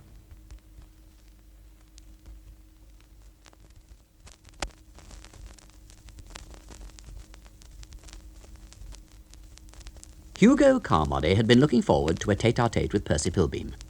Coming across him in the drawing-room before dinner, he found Percy in a strange mood, possibly the result of 4 of Beech's cocktails which the sleuth had imbibed. I don't know if you're aware of it, worm, he said, but you came jolly near to blighting my life. How did I blight your life, Carmody? You didn't. You said I did. I said you tried to. Make up your mind, Carmody. Don't keep calling me Carmody.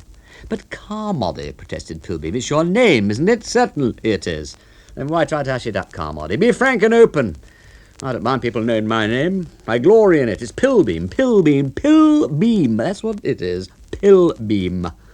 In about 30 seconds, said Hugo, it'll be mud. It struck Percy Pilbeam for the first time that in his companion's manner there was a certain peevishness. Something the matter? He asked, concerned. Confide in me. I like your face. He settled himself in a deep armchair, and putting the tips of his fingers together, after a little preliminary difficulty in making them meet, leaned back, all readiness to listen to whatever trouble it was that was disturbing this new friend of his. Some days ago, insect, I called at your office, and after we had talked of this and that, I left. I discovered later that immediately upon my departure you had set your foul spies on my trail and had instructed them to take notes of my movements and report on them. The result being that I came jolly close to having my bally life ruined. And if you want to know what I'm going to do, I'm going to haul you out of that chair and turn you round and kick you hard and go on kicking you till I kick you out of the house. Pilbeam unclosed his eyes. Nothing, he said, could be fairer than that. Nevertheless, that's no reason why you should go about stealing pigs.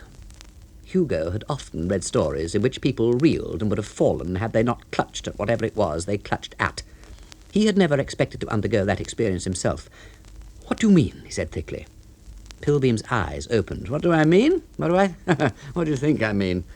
I mean you're a pig pincher, that's what I mean. You go to and fro sneaking pigs and hiding them in caravans. Did you see me? What say, Carmody? Did you see me put that pig in the caravan? Certainly I saw you, Carmody. Why shouldn't I see you? Considering I'd been caught in the rain and taken shelter in the caravan and was in there with my trousers off, trying to dry them because I am subject to lumbago. Hugo was experiencing the bitterness which comes to all criminals who discover too late that they have undone themselves by trying to be too clever. It had seemed at the time such a good idea to remove the Empress from the gamekeeper's cottage in the Westwood and place her in Baxter's caravan, where nobody would think of looking. How could he have anticipated that the caravan would be bulging with blighted detectives? At this tense moment, the door opened and Beech appeared.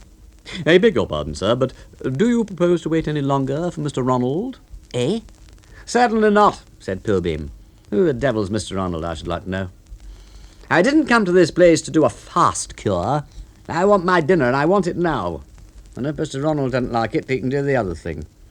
He strode in a dominating manner to the door. Come along, Carmody, dins. Hugo had sunk into a chair. I don't want any dinner, he said dully. You don't want any dinner? No. No dinner? No. Pilbeam shrugged his shoulders impatiently. Man's an ass, he said. And he headed for the stairs. His manner seemed to indicate that he had washed his hands of Hugo. Beech lingered. Shall I bring you some sandwiches, sir? No, thanks. What was that? A loud crash had sounded. The butler went to the door and looked out. It is Mr. Pilbeam, sir. He appears to have fallen downstairs. For an instant, a look of hope crept into Hugo's careworn face. Has he broken his neck? Apparently not, sir. Ah, said Hugo regretfully. The efficient Baxter had retired to the smoking room shortly before 7:30. He desired silence and solitude. Then, from the direction of the hall, there came a new sound, faint at first, but swelling and swelling to a frenzied blare, seeming to throb through the air with a note of passionate appeal like woman wailing for her demon lover. It was the dressing for dinner gong. Baxter did not stir. The summons left him unmoved. He did not propose to go in to dinner. He wanted to be alone with his thoughts. They were not the sort of thoughts with which most men would have wished to be left alone, being both dark and bitter. That expedition to the gamekeeper's cottage in the Westwood had not proved a pleasure trip for Rupert Baxter. Reviewing it in his mind, he burned with baffled rage. And yet everybody had been very nice to him, very nice and tactful. At the moment of the discovery that the cottage contained no pig and appeared to have been pigless from its foundation, Lord Emsworth had talked soothingly about light and shade effects. He'd said, and Beach agreed with him, that in the darkness of a thunderstorm anybody might have been deceived into supposing that he had seen a butler feeding a pig in the gamekeeper's cottage. It was probably, said Lord Emsworth, and Beach thought so too, a bit of wood sticking out of the wall or something. He had concluded by advising Baxter, and Beach said the suggestion was a good one, to hurry home and have a nice cup of hot tea and go to bed. His attitude, in short, could not have been pleasanter or more considerate. Yet Baxter, as he sat in the smoking room, burned, as stated, with baffled rage. The door handle turned. Beach stood on the threshold. "If you have changed your mind, sir, about taking dinner, the meal is quite ready." He spoke as a friend. There was nothing in his manner to suggest that the man he addressed had ever accused him of stealing pigs. As far as Beach was concerned, all was forgotten and forgiven. "I don't want any dinner." "Very good, sir." "Bring me that whisky and soda, quick." "Yes, sir." Presently the refreshments arrived, carried by James the footman. James placed them gently on the table, shot a swift glance of respectful commiseration at the patient, and passed away. Baxter resumed his meditations. For a time these dealt exclusively with the recent past, and were, in consequence, of a morbid character. Then, as the grateful glow of the whisky began to make itself felt, a softer mood came to Rupert Baxter. His mind turned to thoughts of Sue. Baxter approved of Sue. We cannot say more, but this approval, added to the fact that he had been informed by Lady Constance that the girl was the only daughter of a man who possessed $60 million, had been enough to cause him to earmark her in his mind as the future Mrs. Baxter.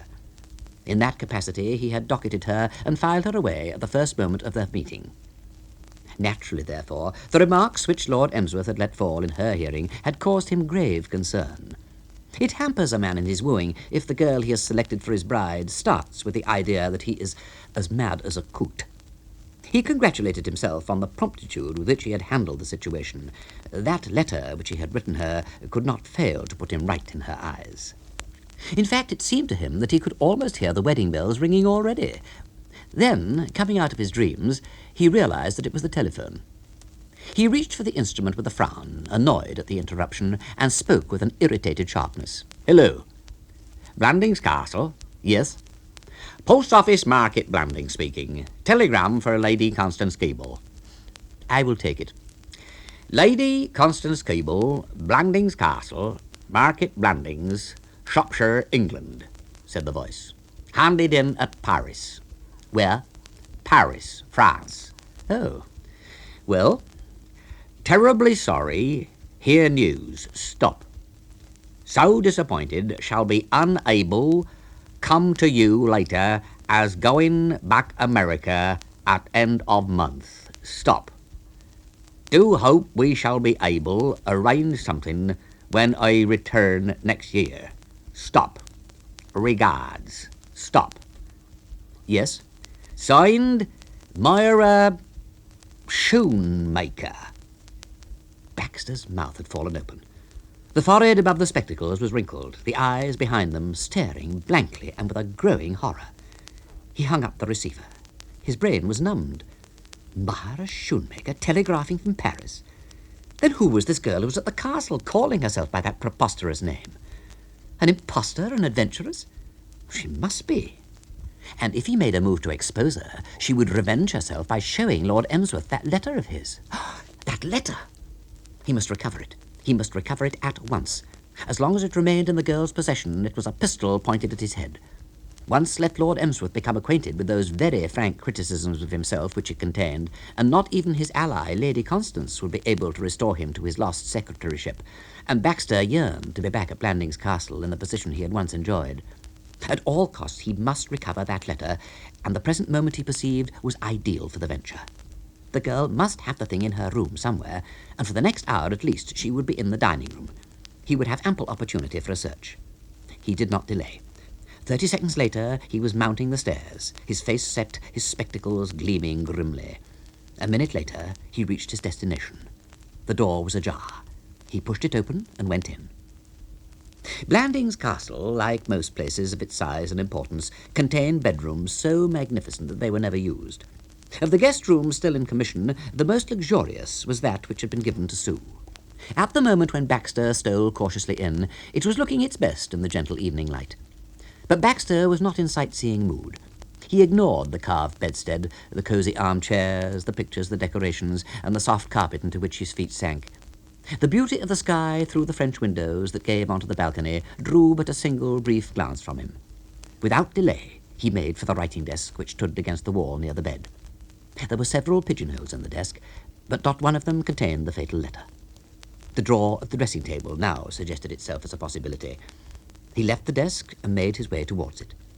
It stood so near to the open window that the breeze was ruffling the tassels on its lampshades, and Baxter, arriving in front of it, was enabled for the first time to see the balcony in its entirety.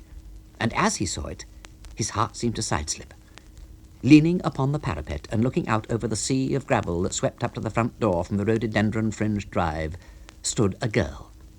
And not even the fact that her back was turned could prevent Baxter identifying her. He had assumed, as a matter of course, that Sue was down in the dining room, and it took him several seconds to adjust his mind to the unpleasing fact that she was up on her balcony.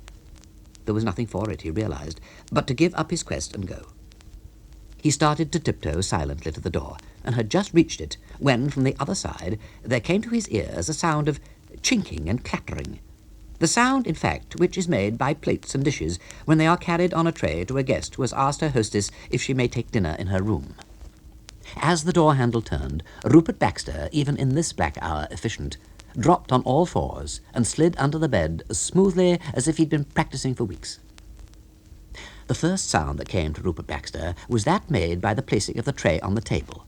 Then, after a pause, a pair of squeaking shoes passed over the carpet and squeaked out of hearing. Baxter recognized them as those of Footman Thomas, a confirmed squeaker. After this, somebody puffed, causing him to deduce the presence of Beach. "Your dinner is quite ready, miss." "Oh, thank you." The girl had apparently come in from the balcony. A chair scraped to the table. "Oh, it looks very good." "I trust you will enjoy it, miss. Is there anything further that I can do for you?" No, thank you, no. Oh, yes, would you mind fetching that manuscript from the balcony? I was reading it out there, and I left it on the chair. It's Mr. Threepwood's book." "Indeed, miss. An exceedingly interesting compilation, I should imagine." "Oh, yes, very."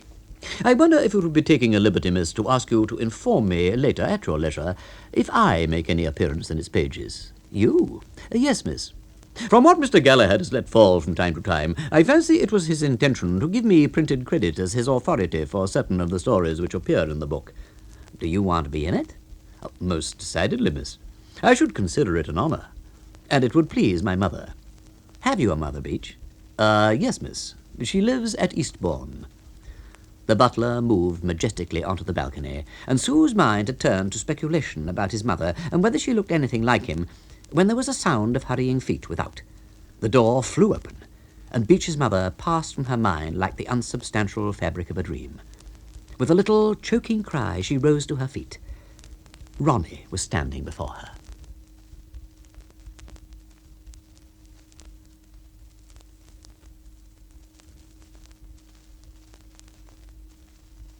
The revelation that the blighter Pilbeam had seen him putting the stolen pig in Baxter's caravan induced in Hugo Carmody a sort of mental coma. But soon he realized that this ghastly snag was too big for any man to tackle. It called for a woman's keener wit. His first act, therefore, was to leave the drawing-room and totter downstairs to the telephone. He got the number of Matchingham Hall, and establishing communication with Sir Gregory Parslow's butler, urged him to summon Miss Millicent Threepwood from the dinner table. The butler said, in rather a reproving way, that Miss Threepwood was at the moment busy drinking soup. Hugo replied that he didn't care if she was bathing in it. "Fetch her," said Hugo. He then clung weakly to the receiver, waiting, and in a short while a sweet but agitated voice floated to him across the wire. "Hugo? Millicent?" "Is that you?" "Yes, is that you?" "Yes." Anything in the nature of a misunderstanding was cleared away. It was both of them. "What's up?" Everything's up. How do you mean? I'll tell you, said Hugo, and did so. Oh, golly, said Millicent. Silence followed. Hugo waited palpitatingly. He wondered if he'd placed too much reliance in woman's wit. That golly had not been hopeful. That's a bit thick. Yes, agreed Hugo. The thickness of it had not escaped him. Well, there's only one thing to do. A faint thrill passed through Hugo Carmody. Woman's wit was going to bring home the bacon after all. The only thing to do is for me to go back to the dining room and tell Uncle Clarence you've found the Empress. Well, how do you mean? But Pilbeam saw us putting her there. I know. Well, what's our move when he says so? Stout denial. Eh? We stoutly deny it, said Millicent. Now, hold on. I'll go and tell Uncle Clarence. I'll expect he'll be out in a moment to have a word with you. Hugo resumed his vigil. It was some moments later that a noise like the clucking of fowls broke out at the Matchingham Hall end of the wire. Yes, Lord Emsworth. Carmody? Yes, Lord Emsworth. Is this true? Yes, Lord Emsworth. You found the Empress? Yes, Lord Emsworth. In that fella Baxter's caravan? Yes, Lord Emsworth. Well, I'll be damned. Yes, Lord Emsworth. So far, Hugo Carmody had found his share of the dialogue delightfully easy, but there was something else besides yes, Lord Emsworth, that he must now endeavour to say. He swallowed twice to unlimber his vocal cords. Lord Emsworth, he said, there is something I would like to take this opportunity of saying. It will come as a surprise to you, but I hope not as an unpleasant surprise. I love your niece Millicent, and she loves me, Lord Emsworth. We have loved each other for many weeks, and it is my hope that you will give your consent to our marriage. There was dead silence at the other end of the wire. It was only some moments later, after he had said hello 6 times, that Hugo's natural chagrin was sensibly diminished by the sudden sound of Millicent's voice in his ear. Hello? Hello. I say, Hugo, things are hotting up here properly. I sprung it on Uncle Clarence just now that I wanted to marry you. So did I, only he wasn't there. I said, Uncle Clarence, aren't you grateful to Mr. Carmody for finding the Empress? And he said, yes, to be sure, capital boy, always liked him. And I said, I suppose you wouldn't by any chance let me marry him? And he said, what, marry him? Yes, I said, marry him. And he said, certainly, by all means. And then Aunt Constance had a fit, and Uncle Gally said she was a killjoy and ought to be ashamed of herself for throwing the gaff into love's young dream. And Uncle Clarence kept on saying, certainly. I'm going back to see how it's all coming out. Hold the line. Hugo sat tense and breathless, like one listening in on the radio to a championship fight in which he has a financial interest. It was only when a cheery voice spoke at his elbow that he realized that his solitude had been invaded, and by Percy Pilbeam at that. Percy Pilbeam was looking rosy and replete. He swayed slightly. Hello, Carmody, said Percy Pilbeam. What-ho, Carmody. So here you are, Carmody. It came to Hugo that he had something to say to this man. Here, you. Yes, Carmody. Do you want to be battered to a pulp? No, Carmody. Then listen. You didn't see me put that pig in the caravan, understand? But I did, Carmody. You didn't. Not if you want to go on living. Say no more, Carmody. I take your point. You want me not to tell anybody I saw you put that caravan in the pig. Quite, Carmody, quite. Well, bear it in mind. I will, Carmody. Oh, yes, Carmody, I will. I'm going for a stroll outside, Carmody. Care to join me? Go to hell. Quite, said Percy Pilbeam. He tacked unsteadily to the door, aimed himself at it, and passed through. And a moment later, Millicent's voice spoke. Hugo? Hello. Oh, Hugo, darling, the battle's over. We won. Uncle Clarence has said certainly 65 times, and he's just told Aunt Constance that if she thinks she can bully him, she's very much mistaken. It's a walkover. They're all coming back right away in the car. I'm going to give them the slip and walk home along the road. Get out Ronnie's 2-seater and come and pick me up, and we'll go for a drive together. It's the most perfect evening. You bet it is, said Hugo fervently. Atta boy, said Millicent. Atta baby, said Hugo. Oblivious of the fact that the efficient Baxter was hiding under the bed, Sue stood staring wide-eyed at Ronnie Fish. Ronnie, cried Sue. It was all she had time to say. The thought of what she had done for his sake, the thought that for love of him she had come to Blandings Castle under false colours, an impostor, faced at every turn by the risk of detection, the thought of the shameful way he'd treated her, All these thoughts were racking Ronald Fish with a searing anguish. They'd brought the hot blood of the fishes to the boil, and now, face to face with her, he did not hesitate. He sprang forward, clasped her in his arms, hugged her to him. To Baxter's revolted ears there came in a husky cataract the sound of a fish's self-reproaches. Ronnie was saying what he thought of himself, and his opinion appeared not to be high. He revealed himself as a blister, a tick, and a perishing outsider. You're not, I am. You're not, I am. Of course you're not, I certainly am. Well, I love you anyway. You can't, I do. You can't, I do. Baxter writhed in silent anguish. How long, said Baxter to his immortal soul, how long? The question was answered with a startling promptitude. From the neighbourhood of the French windows there sounded a discreet cough. Your manuscript, miss, said Beach sedately. Sue looked at him. Ronnie looked at him. Neither seemed very glad to see him. Ronnie was the first to speak. So there you are, Beach. Yes, sir. I suppose all this must seem tolerably rummy to you. No, sir. Beach, how much do you know? All, sir. All? Yes, sir. Such as some... Beach coughed. I am aware that this lady is a Miss Sue Brown, and according to my informant, she is employed in the chorus of the Regal Theatre. Quite the encyclopedia, aren't you? Yes, sir. I want to marry Miss Brown, Beach. I can readily appreciate such a desire on your part, Mr. Ronald, said the butler with a paternal smile. Sue caught at the smile. Ronnie, he's all right. He isn't going to give us away. Me, miss? Said Beach, shocked. Certainly not. Splendid fellow, Beach. Thank you, sir. Beach, said Ronnie, the time has come to act. I've got to make myself solid with Uncle Clarence at once. Directly he gets back tonight, I shall go to him and tell him that Empress of Blandings is in the gamekeeper's cottage in the West Wood. And then, while he's still weak, I shall spring on him the announcement of my engagement. Unfortunately, Mr. Ronald, the animal is no longer in the cottage. You've moved it? Not I, sir. Mr. Carmody. By a most regrettable chance, Mr. Carmody found me feeding it this afternoon. He took it away and deposited it in some place of which I am not cognizant, sir. But good heavens, he'll dish the whole scheme. Go at once and ask him where that pig is. Tell him it's vital. Very good, sir. Sue had listened with bewilderment to this talk of pigs.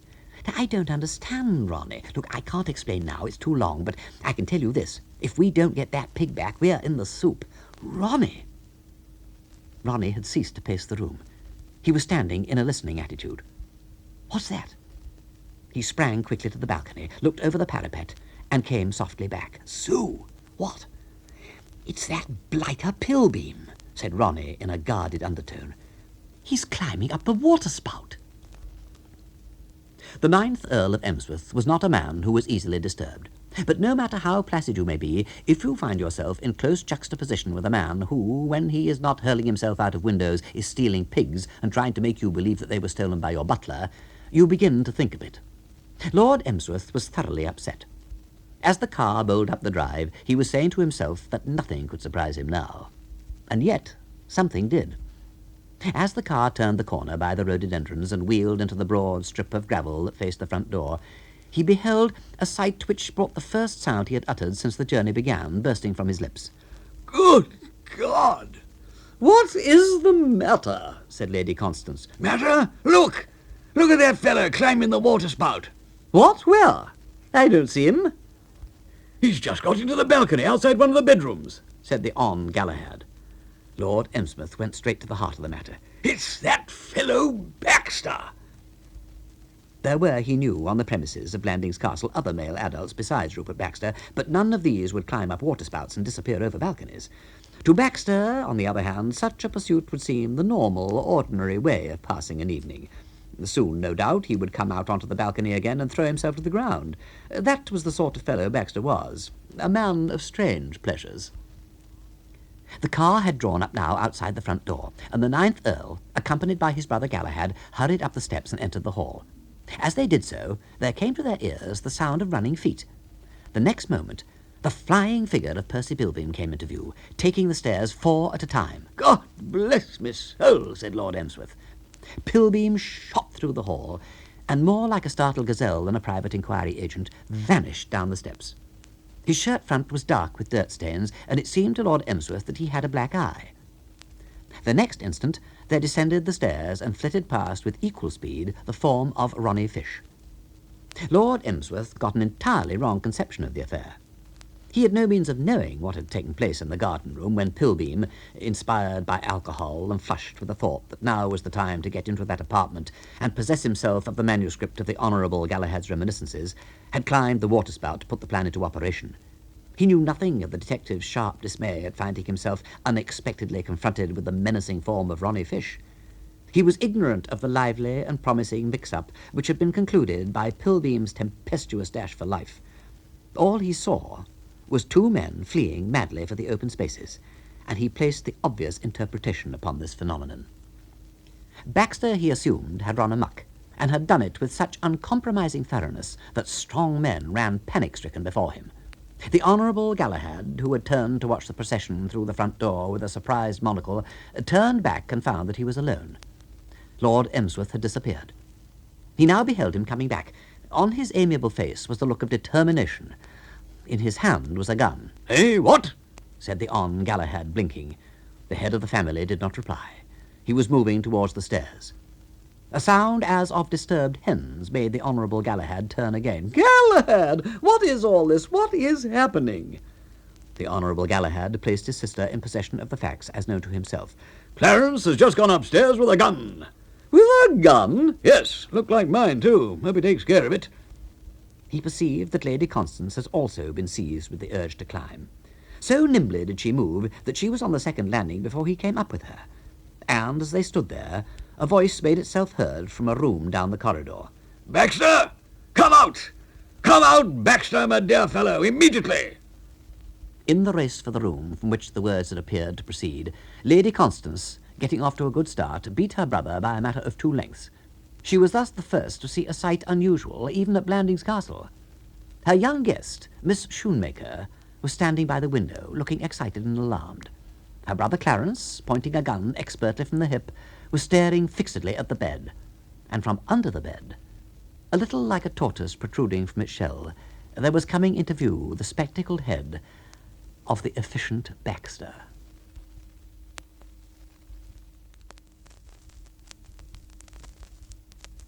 A man who has been lying under a bed for a matter of some 30 minutes, and while there has been compelled to listen to the sort of dialogue which accompanied a lover's reconciliation, seldom appears at his best or feels his brightest.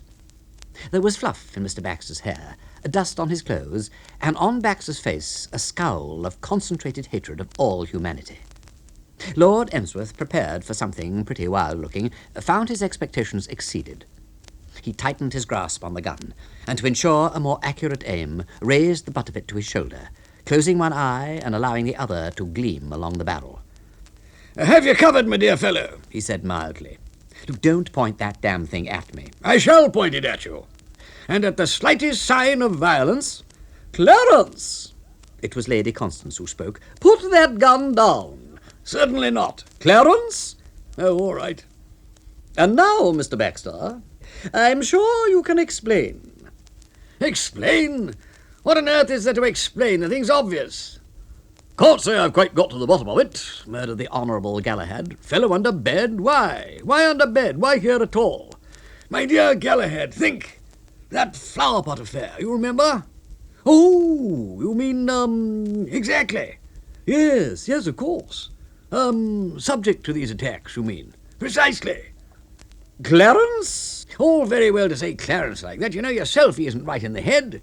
Didn't he throw flower pots at me? Didn't he leap out of the window this very afternoon? Didn't he try to make me think that Beach—" Baxter interrupted. "Lord Emsworth, Eh? it has now come to my knowledge that Beach was not the prime mover in the theft of your pig, but I have ascertained that he was an accessory." A what?" "He helped," said Baxter, grinding his teeth a little. "The man who committed the actual theft was your nephew Ronald." Lord Emsworth turned to his sister with a triumphant gesture. "There! Now perhaps you'll say he's not potty. It won't do, Baxter, my dear fella. You really mustn't excite yourself by making up these stories. The Empress was found this evening in your caravan." "What?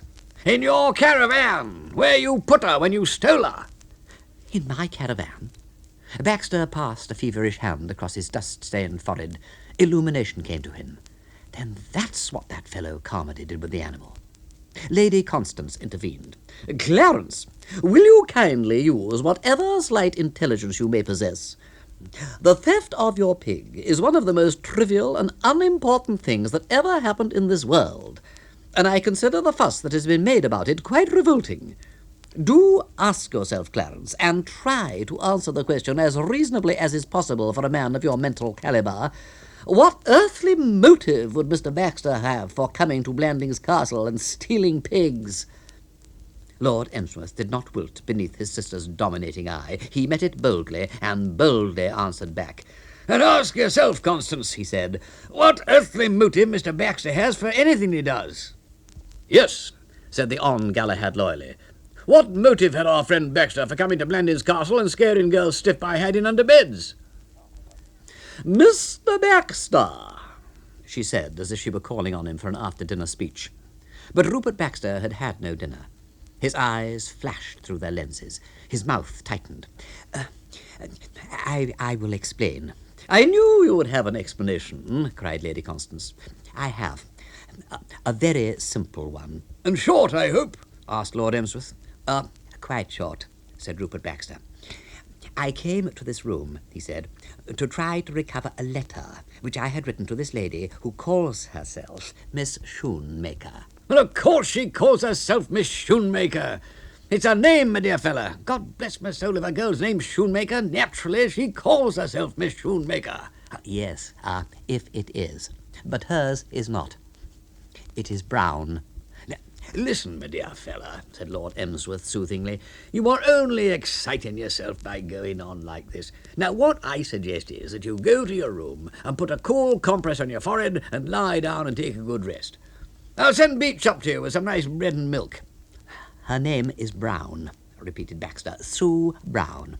She is a chorus girl at the Regal Theatre in London, and she is apparently engaged to be married to your nephew Ronald. I overheard Beach saying so in this very room.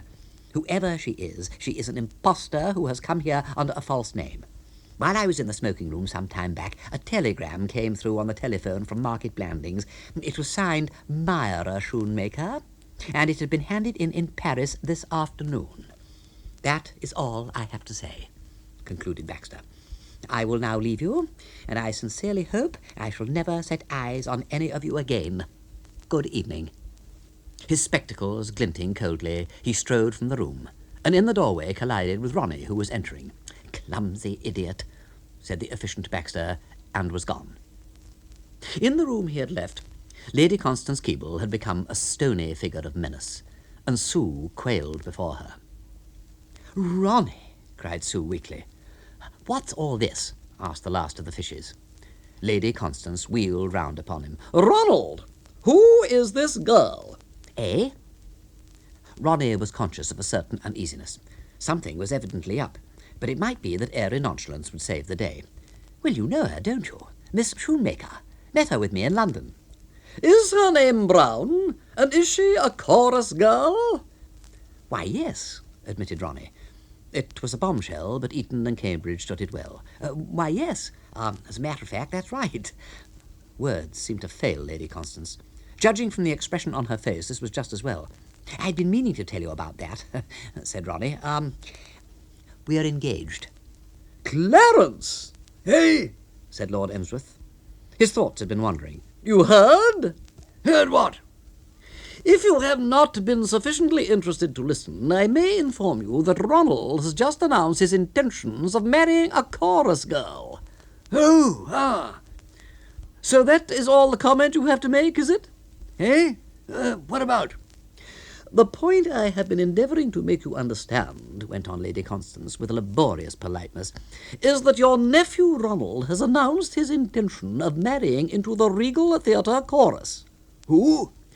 "Ronald! This is Ronald.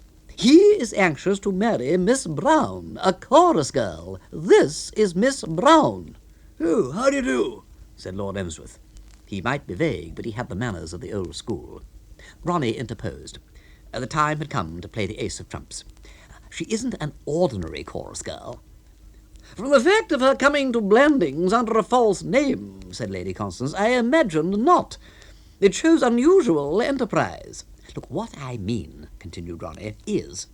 I know what a bally snob you are, Aunt Constance. No offence, but you know what I mean. Keen on birth and family and all that sort of rot. Well, what I'm driving at is that Sue's father was in the Guards. A private or a corporal? A captain. A fellow named Cotterley, said Sue in a small voice. Cotterley, said Ronnie. Cotterley? It was the Honourable Galahad who had spoken. He was staring at Sue open-mouthed. Cotterley? Not Jack Cotterley. My dear, was your mother Dolly Henderson, who used to be a Sirio at the old Oxford and the Tivoli? Yes, said Sue, she was. The Honourable Galahad was advancing on her with outstretched hands. He looked like some father in a melodrama welcoming the prodigal daughter. Well, I'm dashed, he said. He seized Sue's limp paws and squeezed them fondly. I've been trying to think all the while who it was that you reminded me of, my dear girl. Do you know that in the years 96, 97 and 98 I was madly in love with your mother myself? Do you know that if my infernal family hadn't shipped me off to South Africa, I would certainly have married her? Fact, I assure you.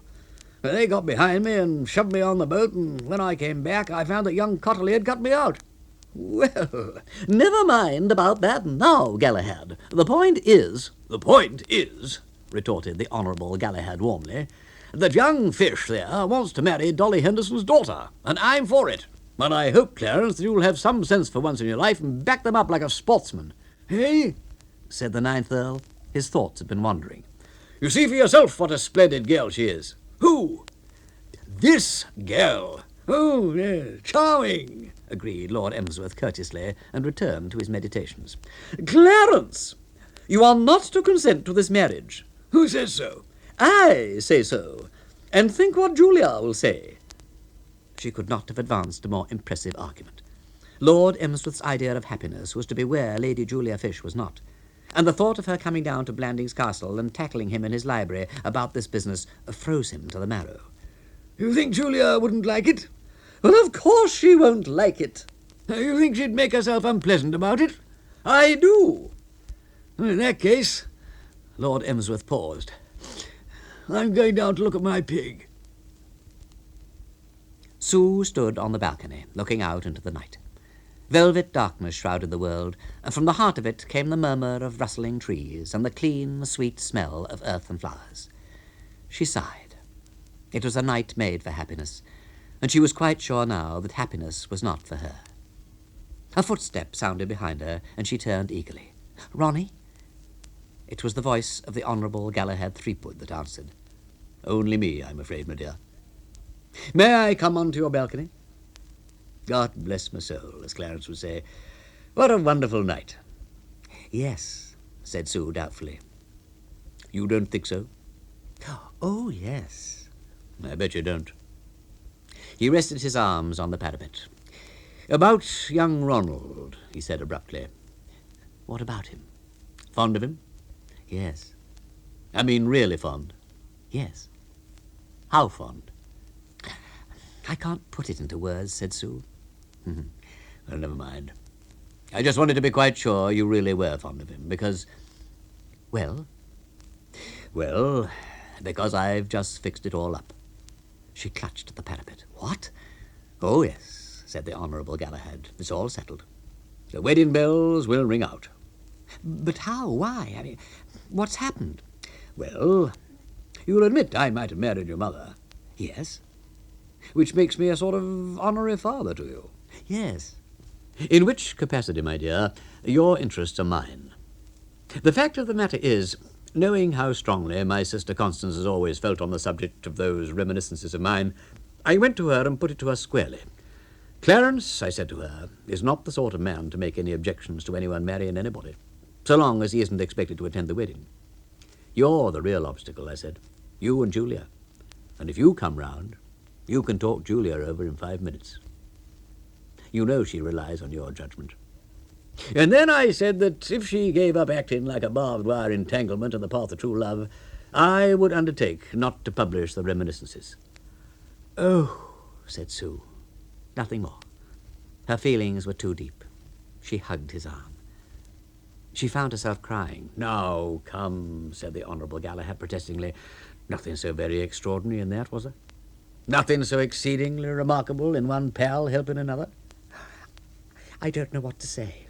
Then don't say it, said the Honourable Galahad, much relieved. Why, bless you, I don't care whether the damn things are published or not. Only cause a lot of unhappiness. I'll leave the dashed book to the nation and have it published in 100 years and become the peeps of the future, what? The Honourable Galahad chuckled. It's a shame, though, that the world will have to wait 100 years before it hears the story of young Gregory Parslow and the prawns.